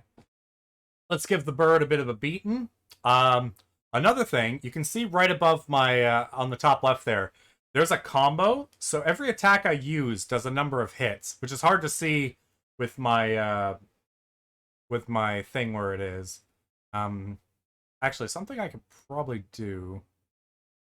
Oh, nope, that was the wrong button.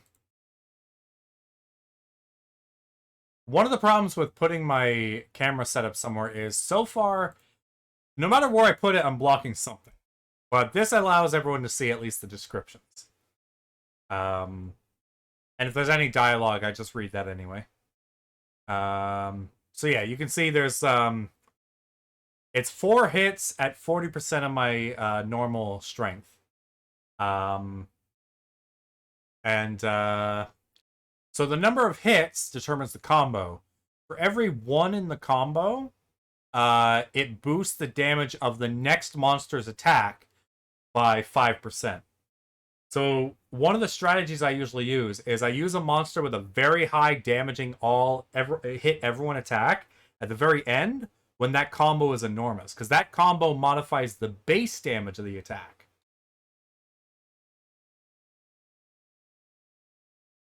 Gotta love the strats.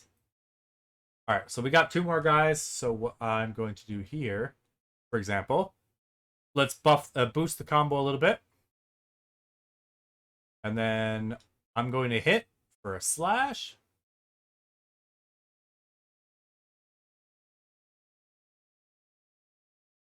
And it hits for a fair bit more.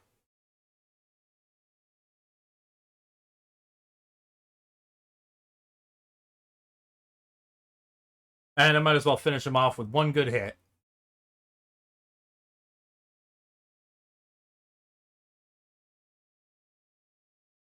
As for monsters, you get more monsters by beating them and getting a rare item, which is their egg. So that was a Yukon, which is a Crab Boy.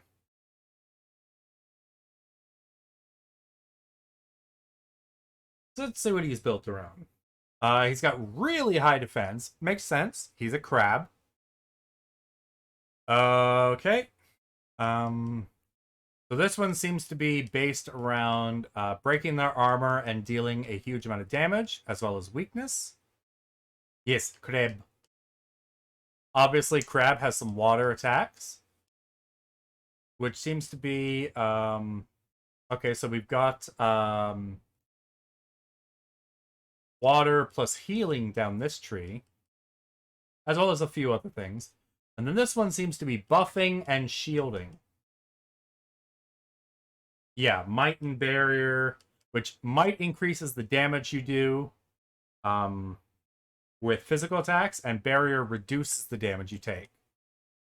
Multi-might, so might can be stacked 2 additional times. And basically, the extra stuff here is basically buffing the defensive skills. Okay.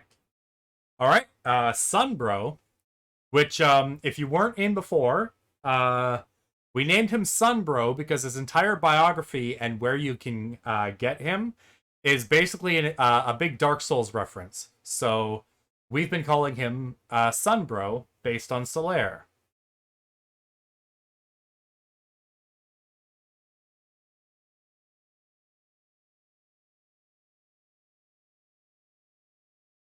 Okay, so chain reaction is good because if attack, um, when attacking a single target, trigger the shock debuff damage on all enemies, which is really nice. And then we can do multi-shock, which shocks allows me to stack it more times. And then anytime I get attacked, I got a bonus chance to apply shock. So Sunbro is building some lightning. Oh, it's a dodo. Oh, it literally is. It's literally a dodo.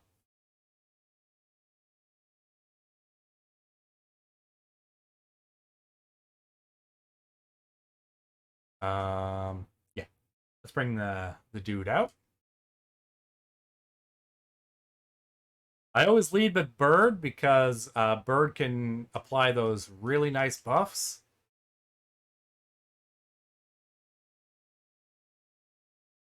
Now, uh, let's make some popsicles. And while doing an ice attack, we gave them a burn. So I'd say we gave them frostbite. So the debuffs are pretty cool in this game. They're not exactly as you would expect them. So burn deals damage to the enemy at the start of their turn based on their attack growth rating. Or, well, just based on their attack in general. Chill saps their mana when they first get afflicted with chill, but it also greatly reduces their mana regeneration. So everything costs mana. So you can force them to use weaker attacks, which is really nice. What shock does is if you use an attack that the enemy is weak against, you'll do a bonus hit. And then poison does damage based on their max health.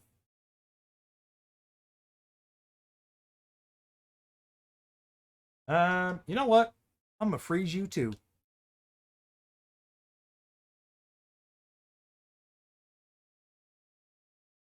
Look at all those hits. Those juicy, juicy hits.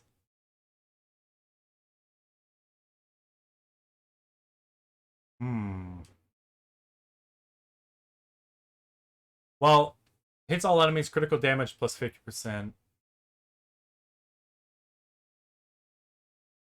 Glaive, no, I think it was I think it was Cleave. It was something like that. There's some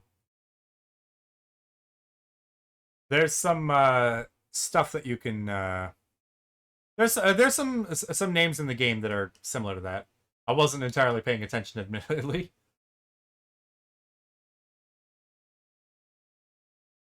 Oh no, I think what you're thinking of is might have been Bleed.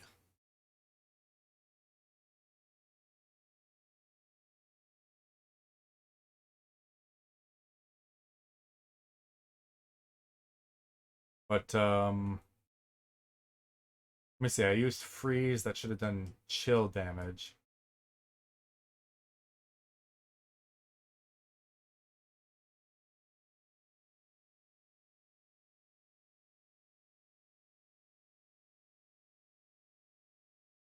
That was pretty good. So I did chill, shock, and I inflicted weakness on him right before he died.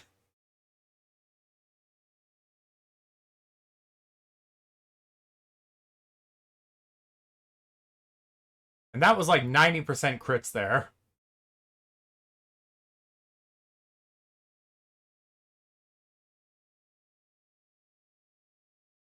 All right, so I'm going to hatch one dodo. Also, if you hatch them, you get their biography entry. What does the dodo have?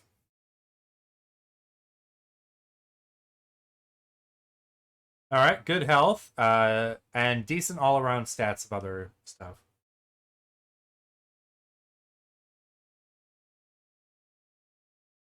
Let's see.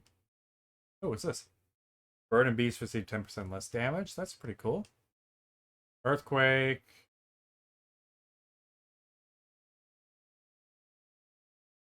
Oh, this bird can taunt. Interesting. Interesting.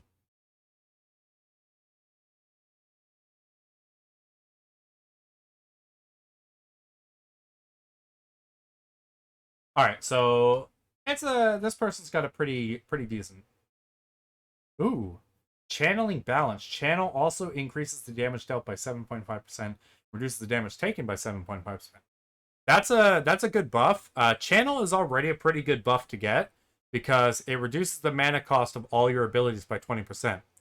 So increasing the damage dealt and reducing the damage taken, that's a really good balance there. Makes sense that it's right at the end of the tree. Now, I also want to get another set of dodos because there is a side quest that I can do.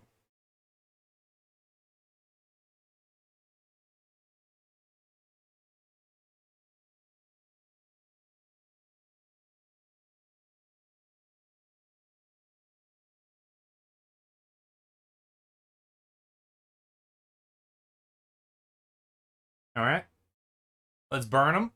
And we failed. We failed to burn all of them, which is what I wanted. But we did manage to chill all of them. They're very good at chilling out.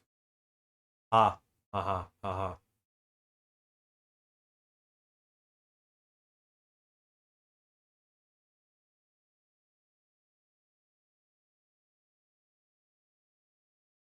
Okay, so team play.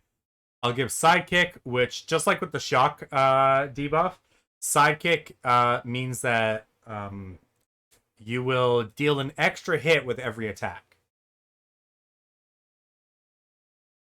Which, if you're doing attacks that hit multiple enemies, it just means that the last enemy will get hit multiple times.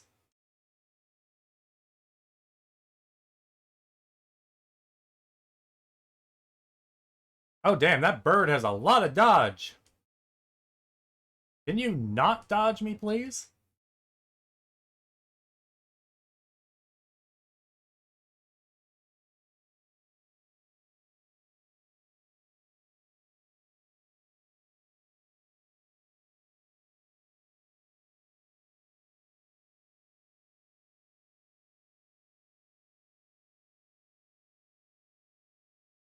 And my bird can apply sidekick multiple times, but every application of sidekick after the first one only has a 50% chance to activate.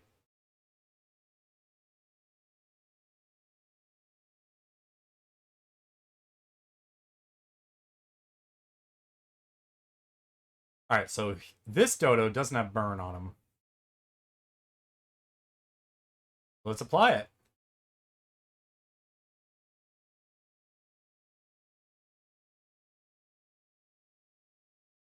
Ooh, that hurt.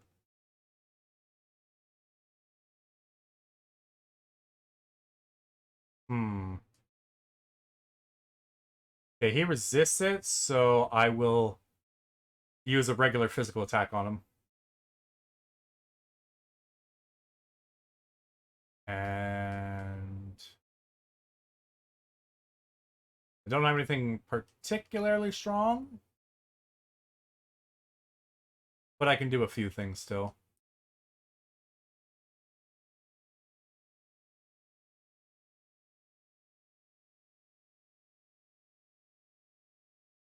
Oh, he's so close to dead. He is right there.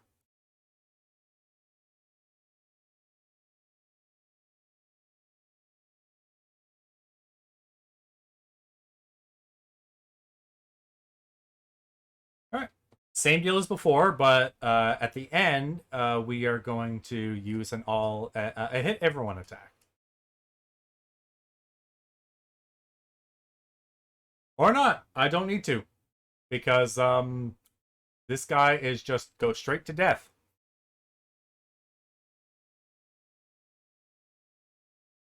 Like right there, I hit him so many times, I think I just did 2,000 damage to him. Unfortunately, did not hit enough, did not destroy him quickly enough to get a rare.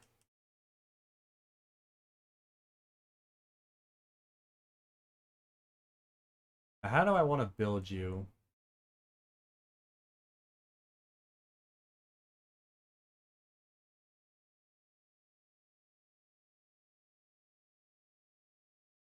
Oh, right. I'll do a double firestorm. Double the chance that I get everybody burned, which will increase my mana regeneration.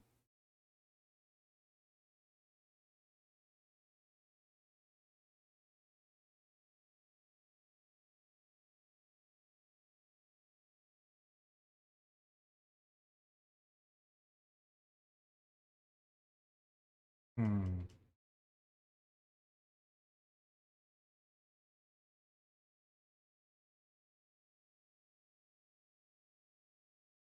I think I'll make everything inflict bleed. That way, not just my slashes do.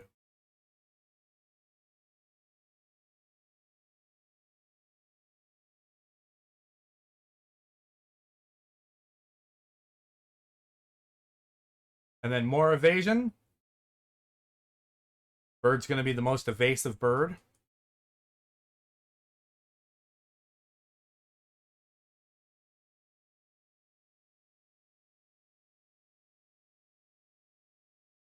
Hmm.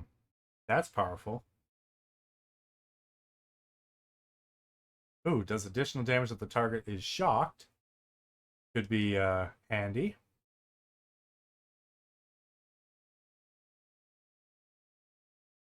Oh, that yeah, okay. Come level 20, we are building down that tree. That looks very powerful.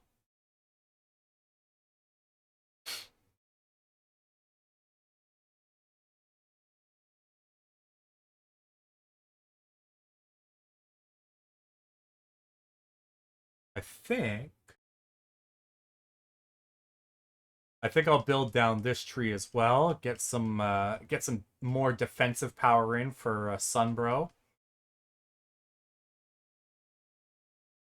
I haven't really been building down this tree at all because it's mostly geared around physical damage. And I'm making Gavin purely a glass cannon of fire.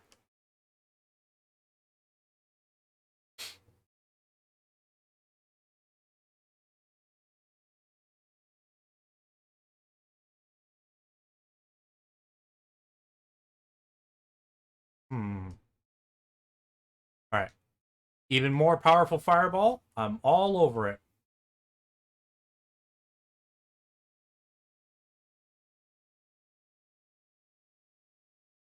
Power of every consecutive hit is increased. I like that. I like it a lot.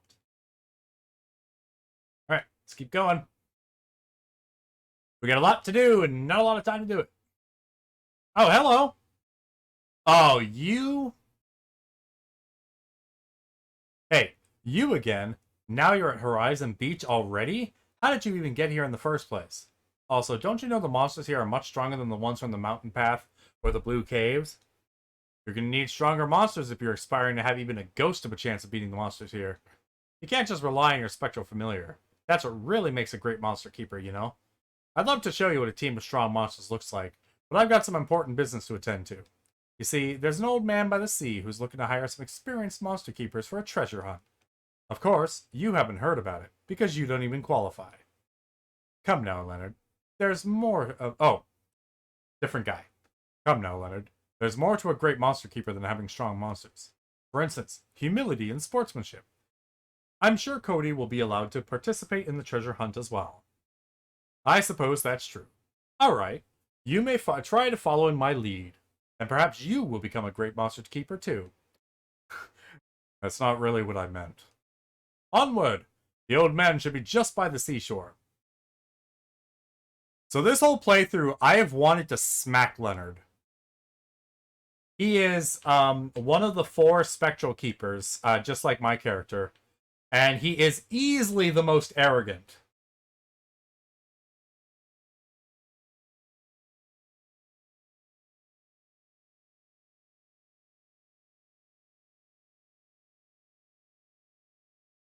Unfortunately, he is also one of the most experienced.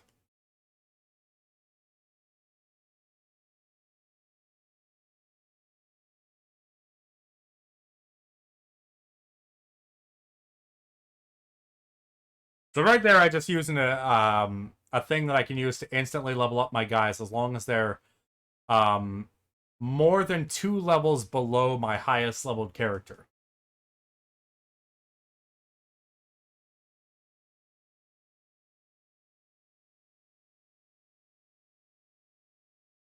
Okay, so what I want to do here, yeah, let's super shock and thunder strike.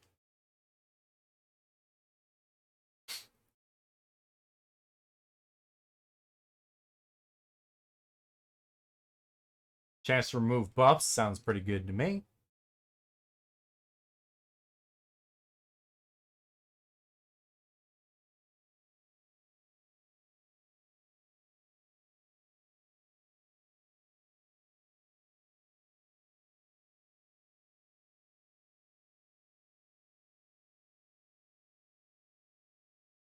Hmm.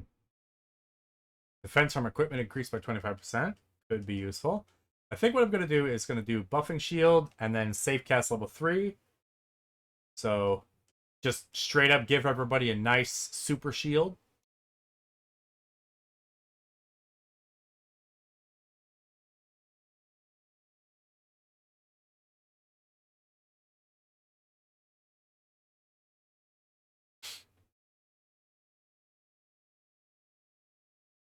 All right, we got a new monster here. Brawlish.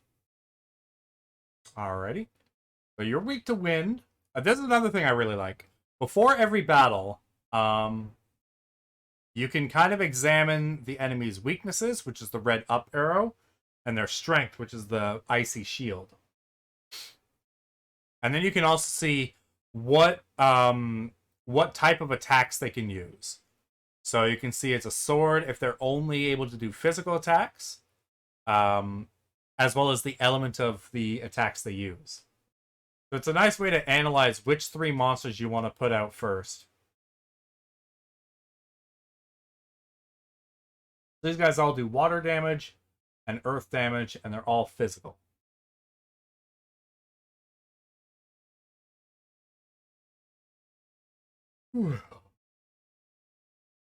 So, I'm going to want Taz to be out because he resists earth damage.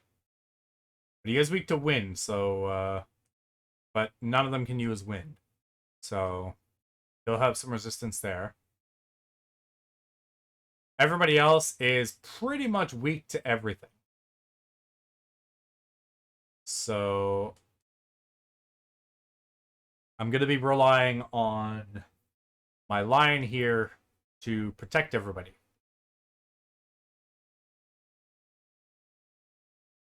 Which he can. He can just put up a big shield. Like Big Shield Gardner. Also, we're all in the water. That lightning should have hurt me too, but I am very thankful it didn't.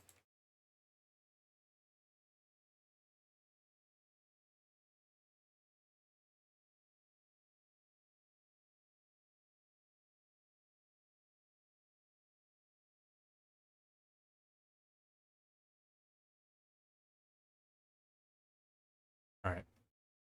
Once again, I'm going to inflict a bunch of burns so that my lion recovers mana much faster. And I'm going to do team play. Get some shields up. Okay, so this crab has some slashing ability. All right, and they get a barrier whenever they do one of their attacks. So I'm gonna have to take care of that in short order. They're not allowed to do that. They also have a lot of health, but I can compensate for that.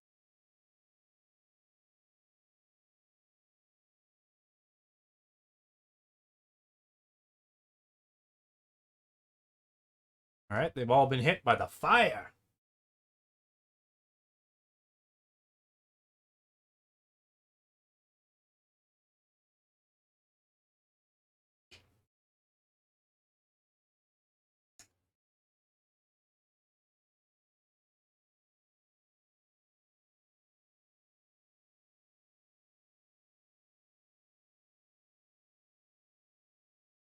Hmm.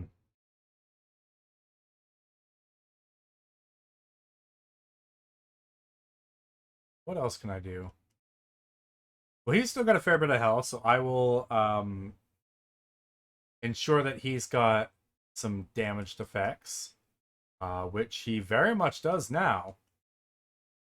And then I'll make sure that the crab here also is pretty badly hurt. Because now, I can hit them all with the force of 1,000 suns. And they all died at once.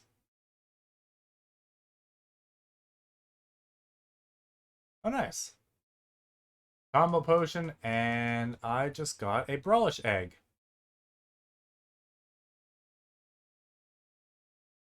I'll check him out later. Oh, hey, old man. Why, hello there, young keeper. What a pleasant surprise. I was just looking out at the ocean and reminiscing about my family history. I can see you're an adventurous type who'd rather just go out there and live your own stories. But stay a while and listen, won't you? There might just be something in it for you. Hey there, Cody. Did you come here to take some time off at the beach? Or did you hear about the treasure hunt that's supposed to be happening around here, too? You've heard right. I'm encouraging monster keepers to go looking for a treasure cave that I believe is hidden somewhere deep under the sea. First, let me explain a little bit so you know I'm not just making all this up. One of my ancestors actually happened to be a very well-known pirate, infamous across the oceans of the old world. He lived around 300 years ago, and he was actually a monster keeper. You're probably wondering, how did he become infamous in the old world even though he was a resident of the monster sanctuary? Considering the barrier that's separating us from the old world, which only a few keepers are allowed to cross on specific occasions. I'm telling you, my ancestor had a ship that allowed him to cross the barrier freely, at any time he wished to do so. That, and the fact his whole crew was composed of monsters, made him a terror of the old world seas. Sounds fun. But eventually he passed on. Most of his treasures were never found. He did leave behind some clues for his descendants. Of course, our family has always kept these clues for ourselves. Well, I've decided I want to see the treasure uncovered before I pass on myself. My own children aren't really interested in it, so now I'm hiring any keepers who have the curiosity and the will to find these treasures. Who knows what could be down there in that cave? I do know for sure that there's a memorial ring down there with the ancient words of our family inscribed on it. So ancient, in fact, nobody in my family who knows the darn words anymore. That's all I really care about. Bring me the memorial ring, you can have whatever else you find down there. We're actually looking for sanctuary tokens, one of which could be somewhere at Horizon Beach. If it's rare, or if it has any value at all, you can bet on it that my ancestor took it and hid it down in his treasure cave. I see. It's probably worth investigating at the very least. As I said, my ancestor left behind some clues for us. For one, I'm pretty certain about the fact that the treasure cave is somewhere at Horizon Beach. He also left behind an encoded message, which I've only recently managed to fully decode. It says, "It takes 3 to enter the Maw of the Beast." I'm sure that must be the final hint necessary to find the entrance to his treasure cave. Ooh, how intriguing. I'm sure we'll find that treasure. We should be able to find one of those sanctuary tokens in any case, at least. Let's get going. We got a lot of ground to cover. That was a lot of exposition. By the way, there was another keeper who passed through just before you arrived here. He was quite eager and already went ahead. Alright, sounds fun. Let's try to find that treasure. Maybe we'll find it before Leonard and Julia. Yes, maybe we will.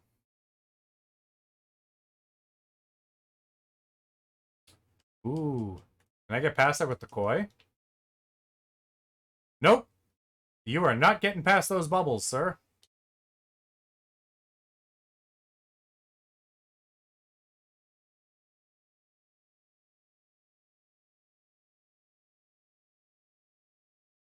Interesting. Alright, so that... so I am meant to go underwater.